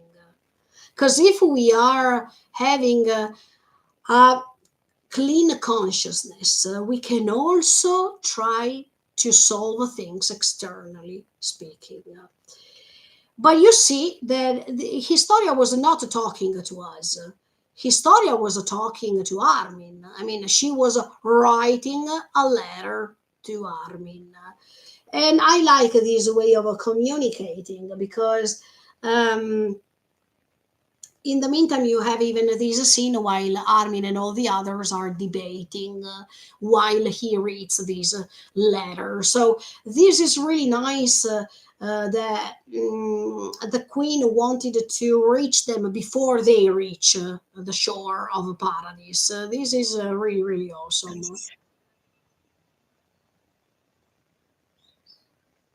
And you see all these characters that they are waiting until they reach paradise, they reach their home. Even if for Rainer it's not, and for Pick and for Annie, this is not their home, but for Armin, John, and Connie, yes, it is. This is another laughable moment of this episode when you see that Rainer is still affected, sentimentally speaking, by Historia. We know that Rainer wanted to marry her. Yeah, I mean, I really like her. I can't get over how beautiful Historia's handwriting is. Rainer is completely lost for her. It even smells good.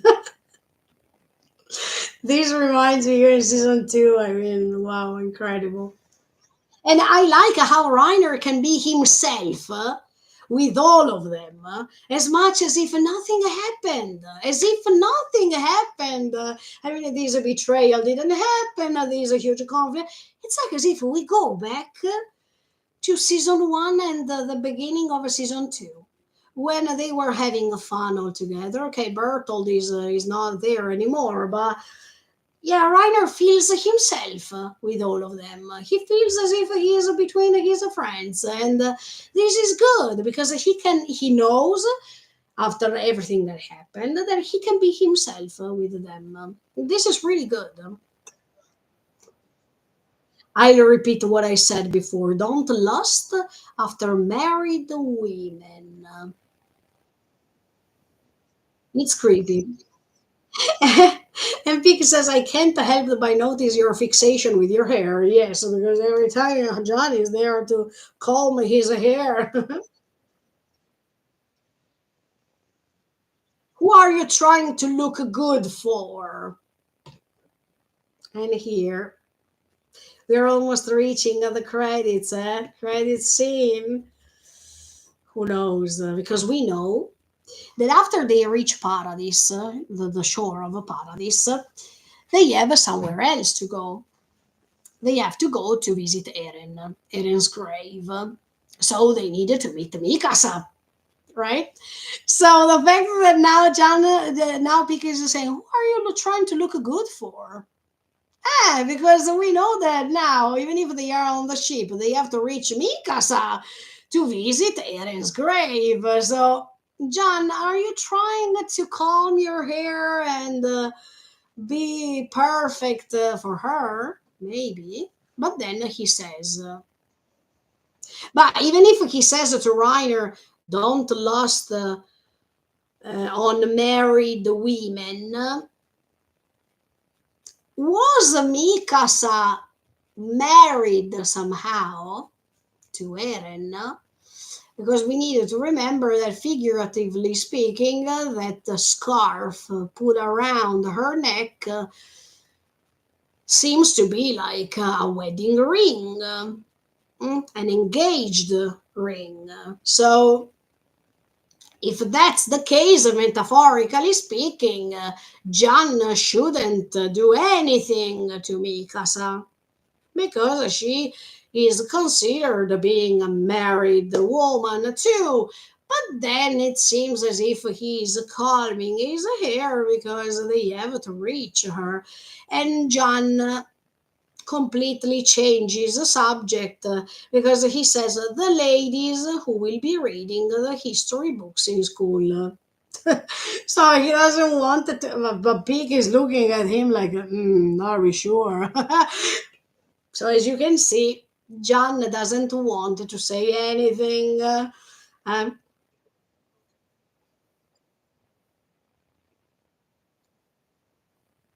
don't you mean the field guide to horses? Because of course, that was the meme that John was like a horse.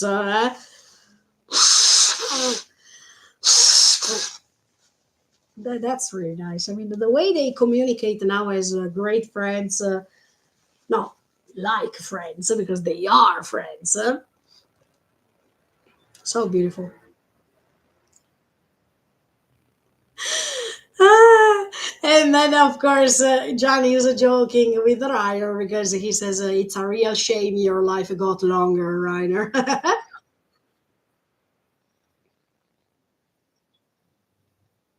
Oh, and then Annie joins and she says, wait,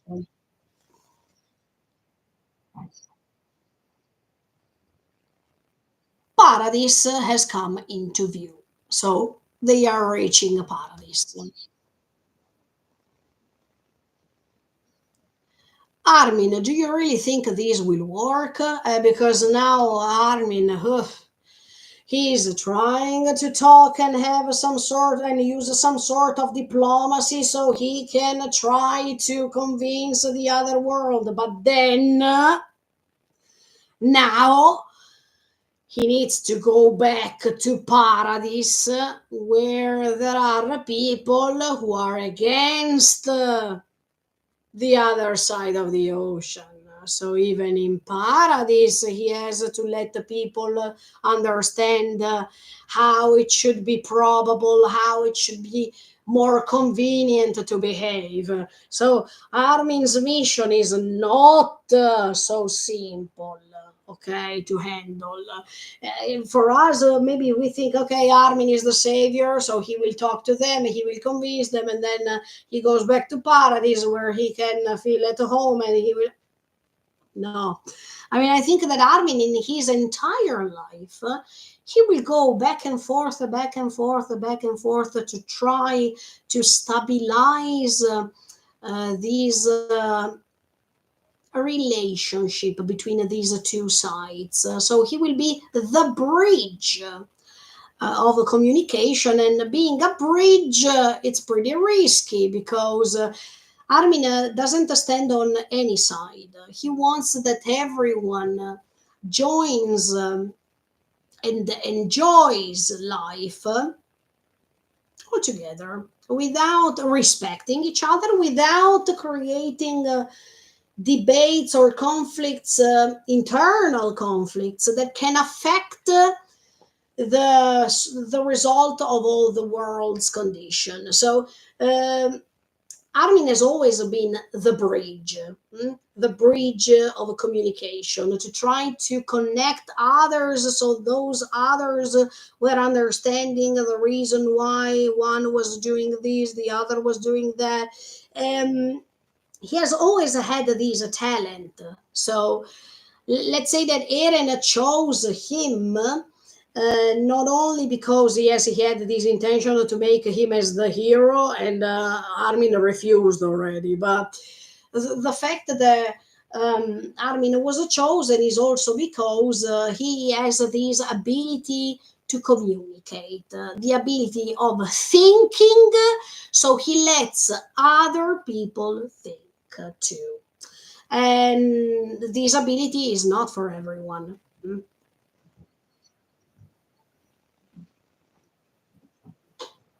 Annie, because Annie, Reiner, and Pick, they are joining Armin,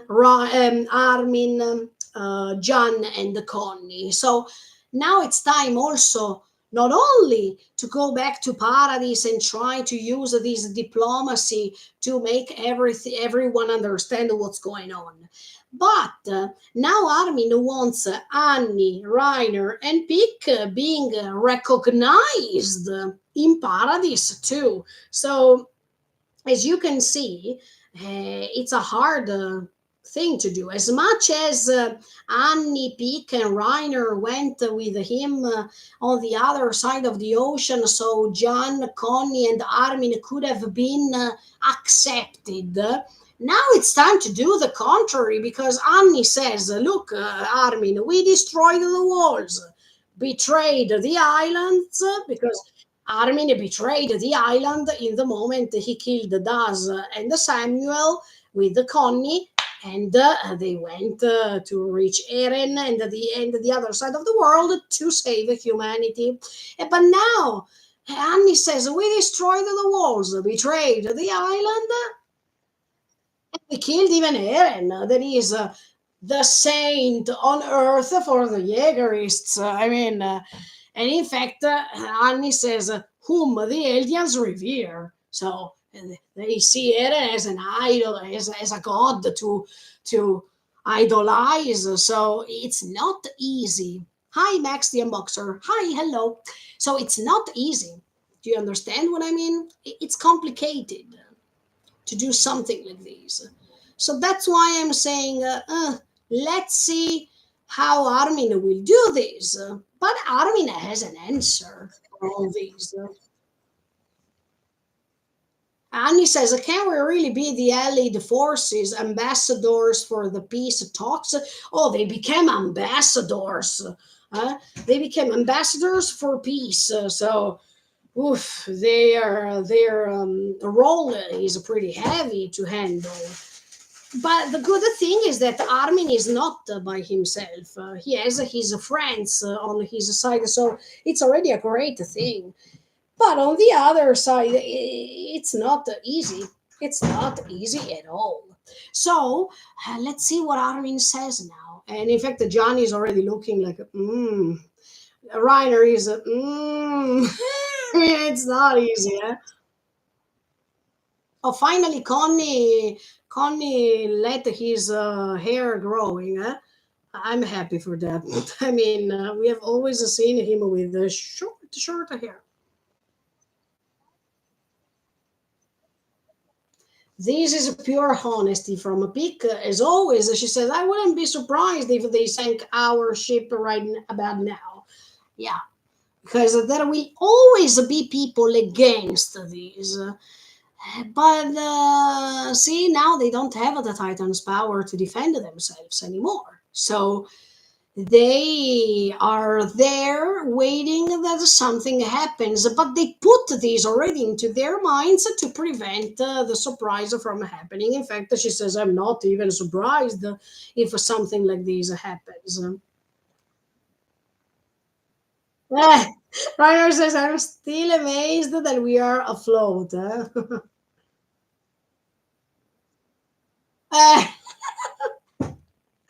Jan, always mentioning Eren in his usual way. This is the role of international heroes that idiot forced on us.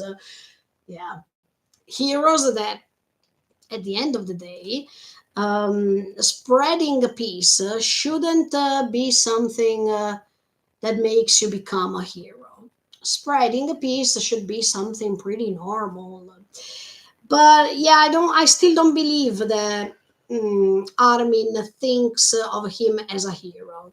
He thinks that he is a person who learned from the mistakes that were made before, and a person who is ready to start changing things. Of course, he's not presumptuous enough to say that he will change the world for better, but let's say that he's humble enough to see how these tools that he's using can make a change. And if he will not be able to do so, he still hopes that someone else, thanks even to his contribution, will make a difference later.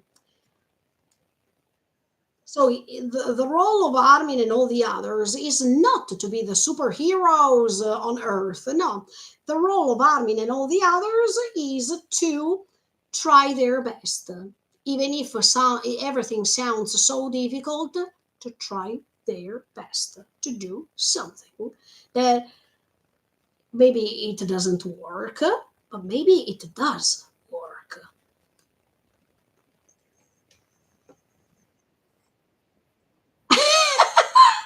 And Johnny says, I want you to have a long life, my ass.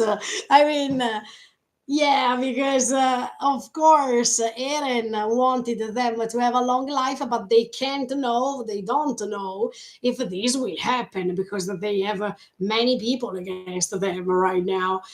But Eren said to them that they will have a long life because he saw it from the future. So for Eren, it was pretty obvious that it will happen, but never say never.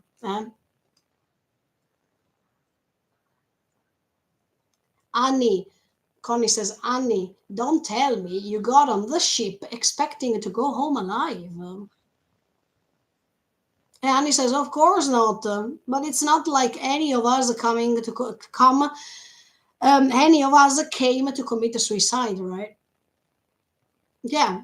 So that's great. The fact that Annie is not afraid of dying. She is not afraid of dying anymore. And she knows that she is doing the right thing. And that's why I appreciated how Annie changed through all this time.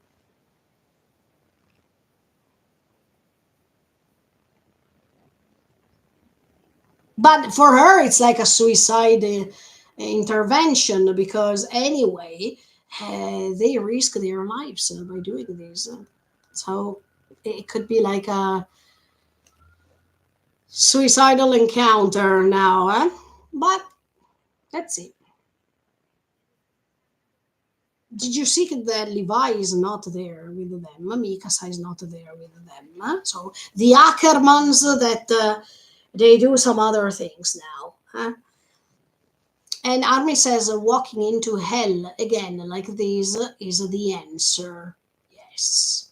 Because now we have to prove that there is a difference, that there should be a difference. So that's why we needed to go deep inside the hell one more time to respond to hell with something else and not to respond to hell with other hell. Because otherwise we repeat the same problem.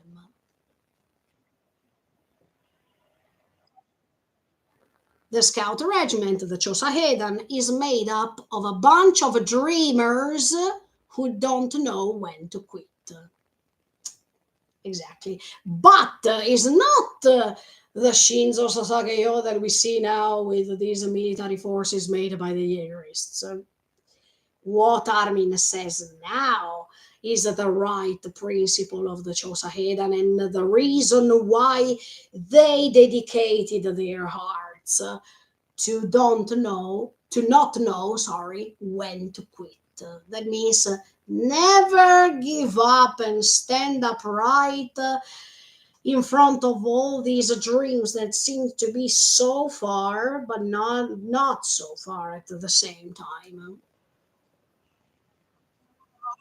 Yes. And see, they are all smiling when Armin says these things because even if Reiner, Peak, and Annie were not belonging, I mean, a Peak never in the world, but even if Annie and Reiner were not the part of the Chosa Hedan because they were betrayals, Annie because she was part of another regiment, so not at all. But Reiner and Annie, they spent time in Paradise. So even if Reiner later joined the Chosa Hedan, now all of them, even Pick, who has never been part of these Chosa Hedan, she feels that she can belong to this because the principle is the same. Let's not give up. So it doesn't matter if you call it Chosa Hedan or with another name. But I like to see the smile on all their faces, especially Reiner, because he seems that as if he is going back home now. A home where he felt recognized, and now he feels that he's the demon coming, approaching the paradise, but he doesn't want to forget the time he spent in paradise. So at the same time, when he hears from Armin those things that were said when they joined Chosahedan, he smiles, and that's awesome. In fact, Annie says I'm a military police anyway. She always finds a way to contrast Armin. And Armin says, but for the time being, we won't be killed. After all, everyone on Paradise will want to know. Yes, everyone in Paradise wants to know what happened, even those who are now following the Jaegerists. You don't have to forget that even if someone is against something, anyway, that someone is still curious to know. So Armin believes that they will not be killed because Paradise people, no matter where they stand by, they wanted to know. Everyone wants to know the story, no matter the sides. So maybe when the Paradise will hear that Eren considered them great friends, and especially to those who are following Eren no matter what, can they change their mind? Can they stop trying to go against them because even Eren appreciated them? First, listen to the story and then you can judge. Don't judge someone before knowing the story behind this person or these people because it's something that it's really easy to do. But first, listen to me and then you can judge me. And this is another great message. To know our story. And this is so majestic when Armin says this sentence because they need to know our story.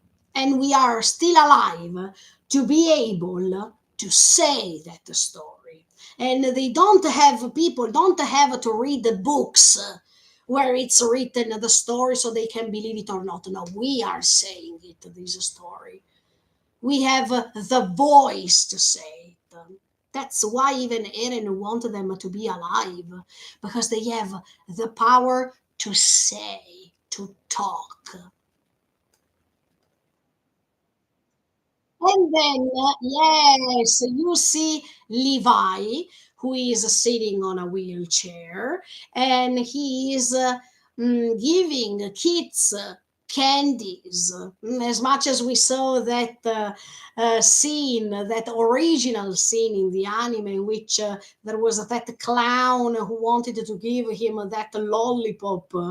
And the clown thought that Levi was a boy who was wearing adult clothes. And Levi was looking at him as if he wanted to kill him, the more he was going on.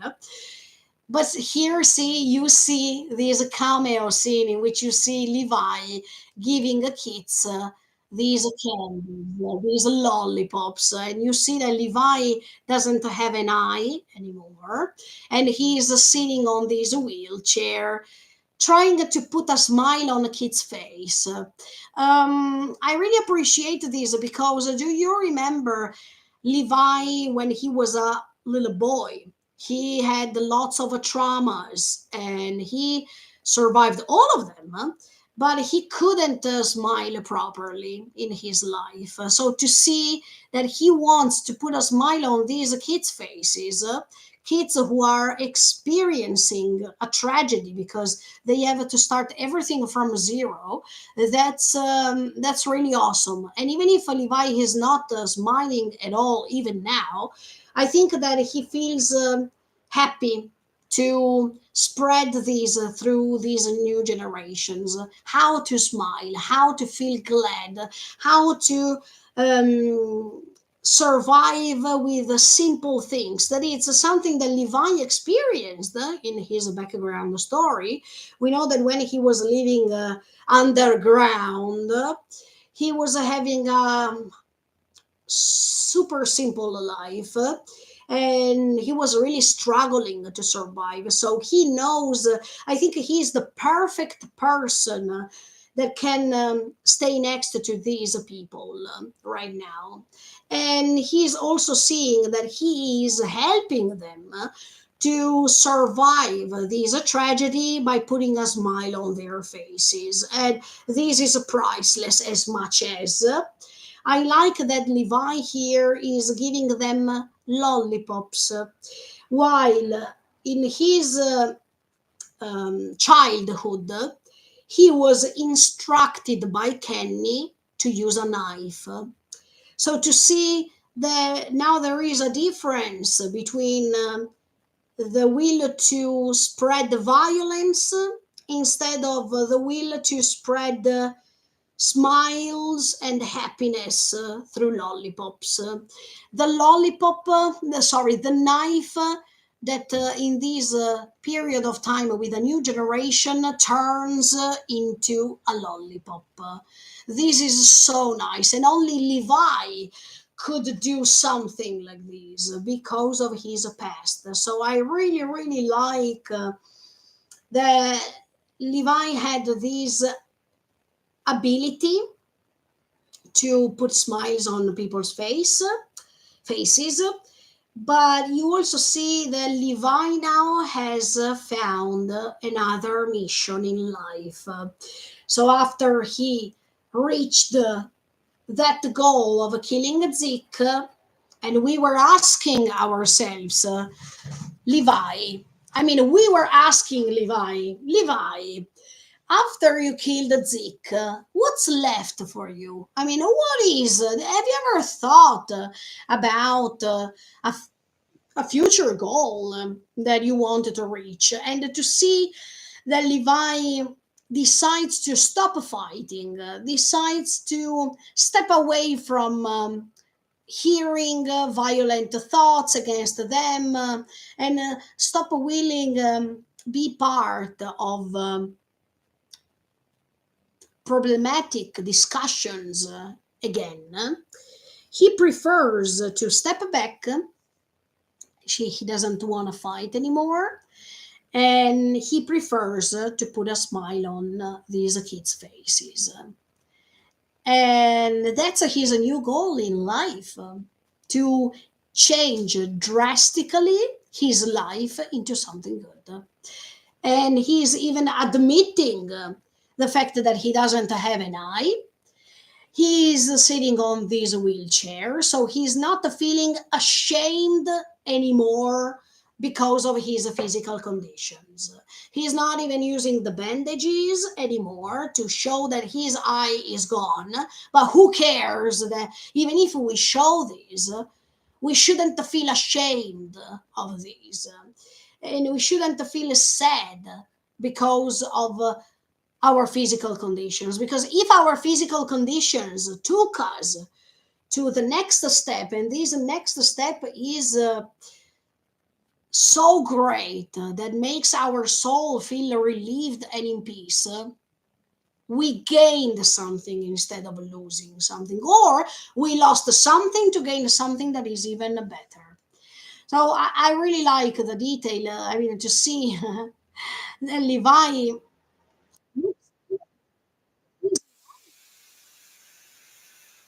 and he gives this lollipop to the kids. Maybe in the moment in which he was looking at the lollipop, he was saying, "I've never tasted a lollipop before because I was used to use violence, to fight, to use swords, to hold swords instead of holding a lollipop. Should I try it?" I mean, Levi's life now is full of new experiences waiting for him to be experienced. And wow, this is awesome. You see Onyankopon together. Yes, together with Yelena, who are trying to help these people who survived. Yelena, who has always wanted to see what was going to happen, and now that she saw it, she is ready to have in her mind a new goal. Because that goal to see the Jaegers brothers and to see how the Jaegers brothers will change the world, Zeke changed, contributed. Zeke and Eren, actually, she was right because they contributed to the world. I mean, they contributed for a world like this to be changed. So Yelena was not completely wrong. She was idealizing these Jaeger brothers too much. Yes, as if they were gods on earth. Wrong thing to do. But she was not wrong completely. We saw, especially Zeke, he could contributed with his death to end the rumbling. So, and Eren could contribute with his life to bring all of these people to see the end of the Titan's power. So both of them contributed for a change that was not changing for 2000 years. So it's like an end of an era. And of course, there will be a beginning of another one. But this era that is ending, let's say that it's ending peacefully at the beginning, but then we don't know how much this peace will last. We know it in the post credit scene that it's not lasting so many years. But um, the fact that Onyankopon is there with Yelena, as much as they were starting together in a way, now we see them in a totally different way. Because for both characters, the experiences changed drastically their lives. And for they changed their lives for something good, for something really, really good. They are helping others instead of fighting others. They are helping others. So, as much as you saw these Jaegerists trying to build these military forces as if they didn't change at all, you can also see that some other people are changing their mind, and they are starting doing something opposite from what they were doing before. Hey, some other people, they are not changing because they are pretty stubborn, but this is how human beings are. They are all different.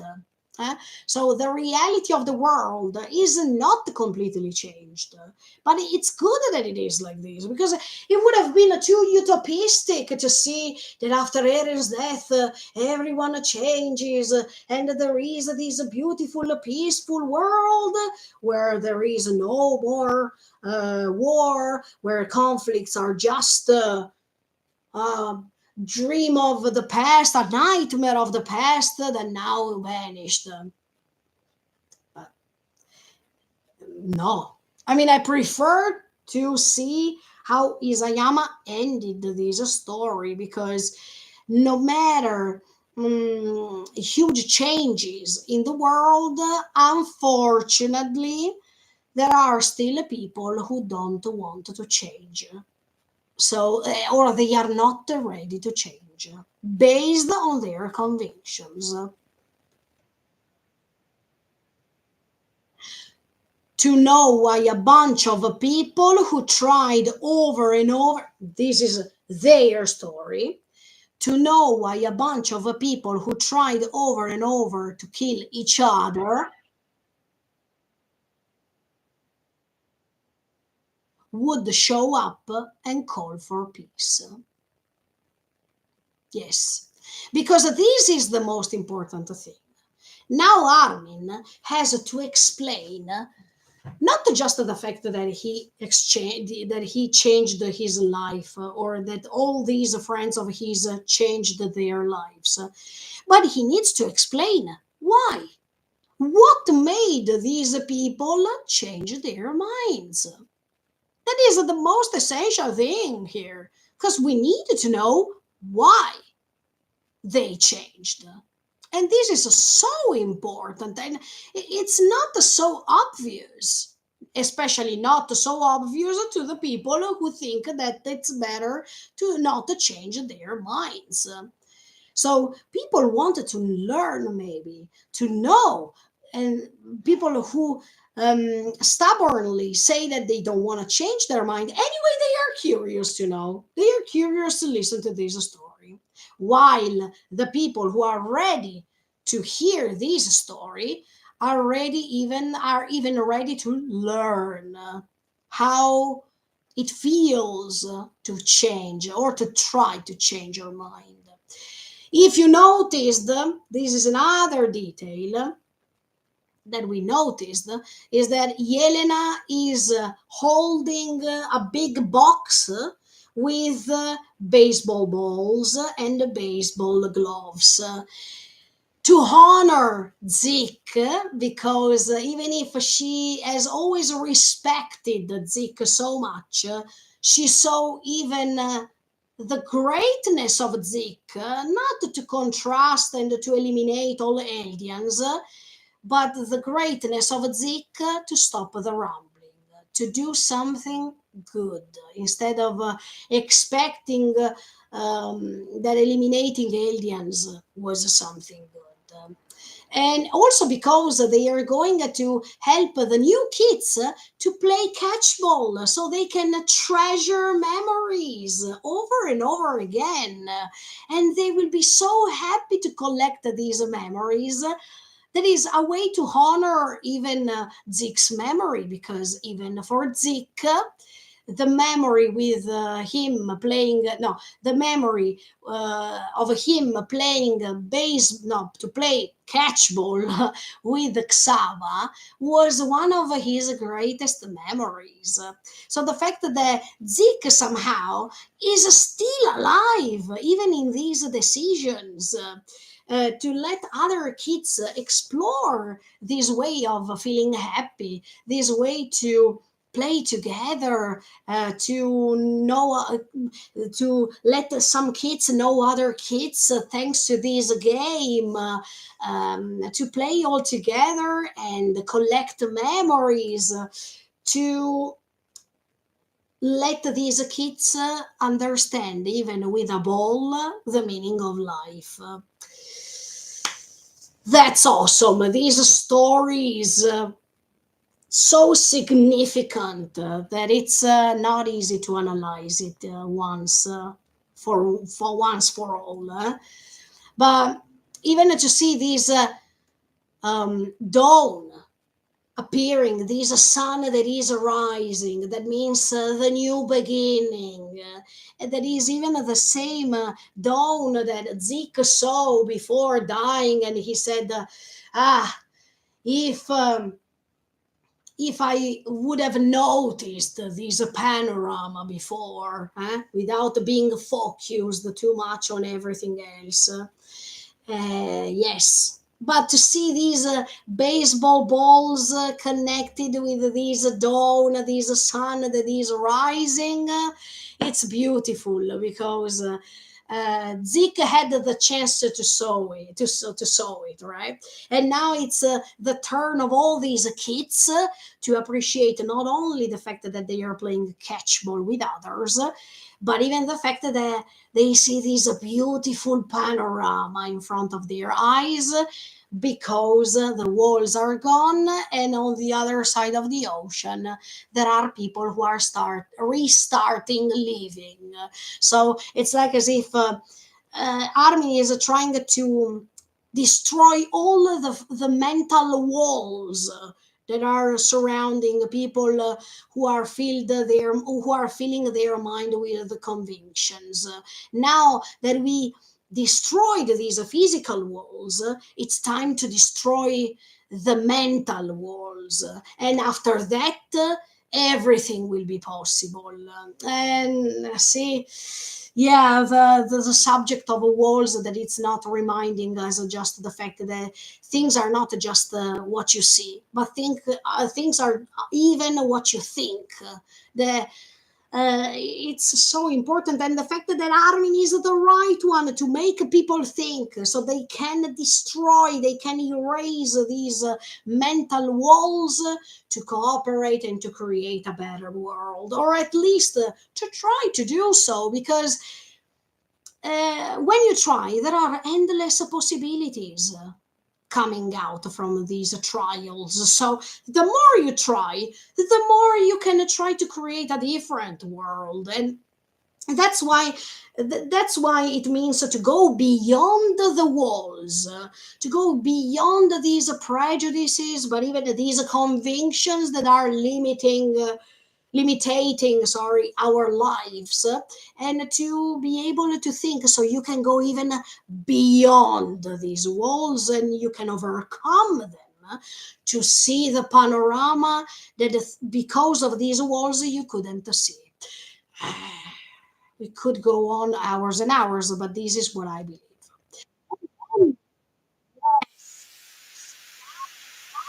We are planting a tree that is no more the tree that makes the forest, the this metaphor of the forest that is something negative, but these plants that are planted again on this soil that had seen lots of tragedy. It's amazing because not only the tree can get the properties from the soil. That means all of these experiences, these negative experiences that were collected, that can help anyway the tree to grow, because now it's time to restart. So um, based on these radishes that the tree is trying to build by itself underground, that is even that has even the meaning of a stability, okay, but even these roots that are so important because they are going underground under this soil, and this soil experience the terrible things, but anyway we can grow through all these negative experiences. And the most important thing is to grow by trying to do something that we learned that it's wrong to do. So we need to learn, like the tree that is growing, putting its roots on that soil where the rumbling was stepping, was marching, and create lots of tragedy. From that tragedy, this new tree that will grow learning from those negative experiences and trying to stand up tall to create something good. So this tree that is not only no more, sorry, this a tree that is no more reconnected to the forest as the myth of the forest, violence, violence, violence, but this a tree that is growing based on the soil that survived after negative experiences, that can let this tree learn how to grow for something good, something better. And the fact that Falco and Gabi are planting, are putting this tree over there that seems to be so little, but it will grow. This couple that is symbolizing this new generation that will grow too with different moral values than before, and now they learned from that experience so they can influence in the positive way the next generations coming. So this is awesome, this is awesome. And these birds flying in the sky, to see how these birds now are free to go. And you can see this entire panorama, when before the panorama uh, was made by the steam of these colossal titans, was made by all of these ashes that were coming. I mean, these soil, these sand or soil that was making these clouds where you couldn't see anything. Now the panorama is amazing, full of clouds, but even this sun that is rising and these birds are that are flying together. I mean, there are multiple birds flying in one direction. That is the right direction, the direction that all people should take. That is this will of a try to do something great, to create a world with good purposes and not only with the blood, the violence, etc., etc. So all these birds that are flying together and this sun that is rising. I mean, symbolically speaking, these stories. Wow, I mean, I have talked for hours about this story, but I'm still not tired because now we are reaching the most important moment. And see the kids that they are seeing the birds flying in one direction altogether, and these kids are also starting running towards that direction. Wow, I mean, this is so symbolic. The new generations that they will try to follow that direction to do the best. Wow, because they are following good examples. So that's why they can try. They can try to do good things because they are following good examples. And that's why, as soon as you can, try to influence the new generations with good moral values by giving them good examples of how to behave, how to handle conflicts, how to try to find a compromise, no matter the diversity. Because if you want to impose your ideas and if you want the people change by letting them say that you're right, it's wrong. You should find a compromise no matter the diversity. Because if you don't impose anything on others, they are free to believe what they want, but they are also respected from you because you are not imposing them to start thinking something else. You give them the hints, but then if they don't want to cooperate, let's say, or they have a different point of view, let's respect the different point of view. Let's learn how to find these compromise to respect different things, different ways of seeing things. This story doesn't tell you that the world has to believe the same things. This story tells you that no matter how different we are, no matter the perspective, we should find a compromise to destroy all the walls of prejudices and accept diversity. Because if you are not able to accept diversity and you want that all people think the same, you are wrong.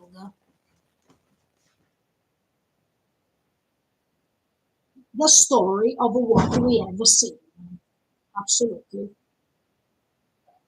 And even seeing that Levi is really happy to see these kids running all together, even if they are all different, but they are running all together in one direction. So awesome.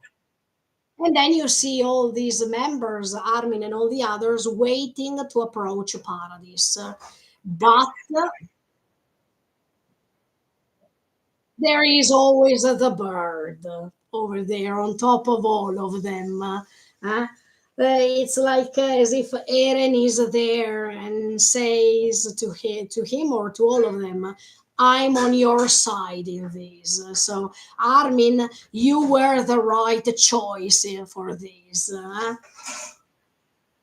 Let's tell them all of it. I mean, let's tell them all of the story that we have faced. And there's a feather that is falling exactly on Armin's hand. That is, it's like as if Eren is saying, Armin, I trust you. You have all of my approval. That I'm sure that you will do the right thing. And if you notice, this feather is white, is not black.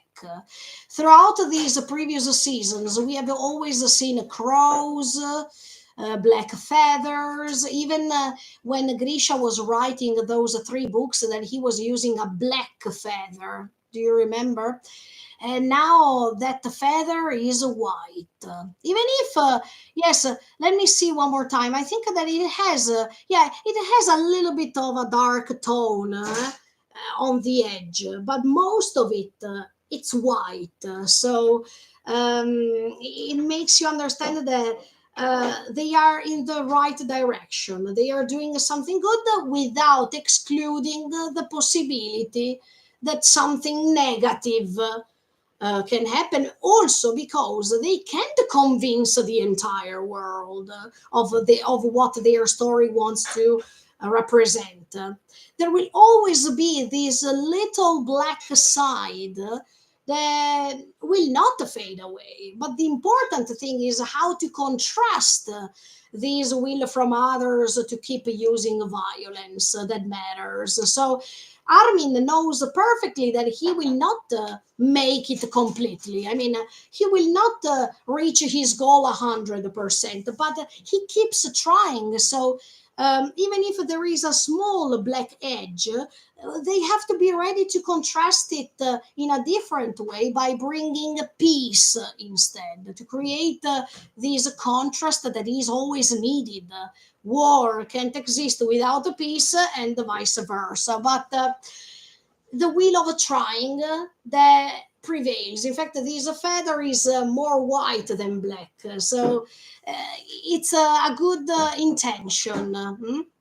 But yes, we don't have to forget that these black edge can also influence the world. Look at the Jaegerists who are still saying, let's fight. If we don't fight, we will never win, etc., etc. So there are still people in the world, as much as on the other side of the world, on the other side of the ocean, who cultivate inside their hearts revengeful thoughts because of the rambling, because of these people losing family members, losing houses. They have seen their family destroyed. I mean, this anger will go ahead throughout the time, but it depends how you see things. It depends how you try to solve these things. If you use military forces, it's obvious that this thing will never end. So we have to find something else. Exactly. Miko 19 is saying the right thing. That scene is a parallel to the final episode of the first season. Yes, absolutely yes. And I think that that's why this story, I mean, this episode is the perfect ending that is closing the circle. But if you close the circle, there is even the chance that this circle starts again.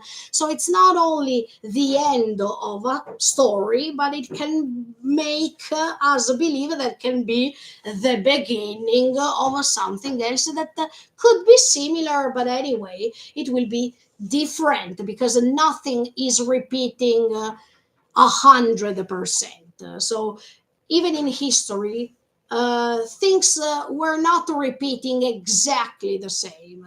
Some things are the same, and some others are not the same. So it depends how you see things. But yeah, this circle that is closing can be a threatening, but can even mean the end of this era that can bring a period of peace. Okay, guys, thank you so much for the support. We reached, yes, the thumbnail. In fact, yes, this feather that reaches Armin's hand. It means even Eren that says, I am entrusting my will on you because I trust you. So I know you will be able to do it. More than Armin, no one else could have this ability of making people thinking more. So yeah, I think that Eren is that still that omniscient viewer up on top of them, looking how this story goes on. This is pretty metaphorical. Yeah, or maybe that bird, yes, can represent the destiny that is entrusting Armin to make the story go on as it is supposed to be. So let's see. Okay, see you not tomorrow, guys, as I told you, but see you on Friday because we start analyzing not only Mikasa's scene, the last Mikasa's scene, but even the post-credit scenes that are really, really meaningful. So stay tuned and keep on watching me. Thank you so much for the support, and see you in. Thank you so much for all the comments as always, and see you on Friday. Have a nice day tomorrow of break. Bye. See you next time. See you. Thank you very much. Bye bye.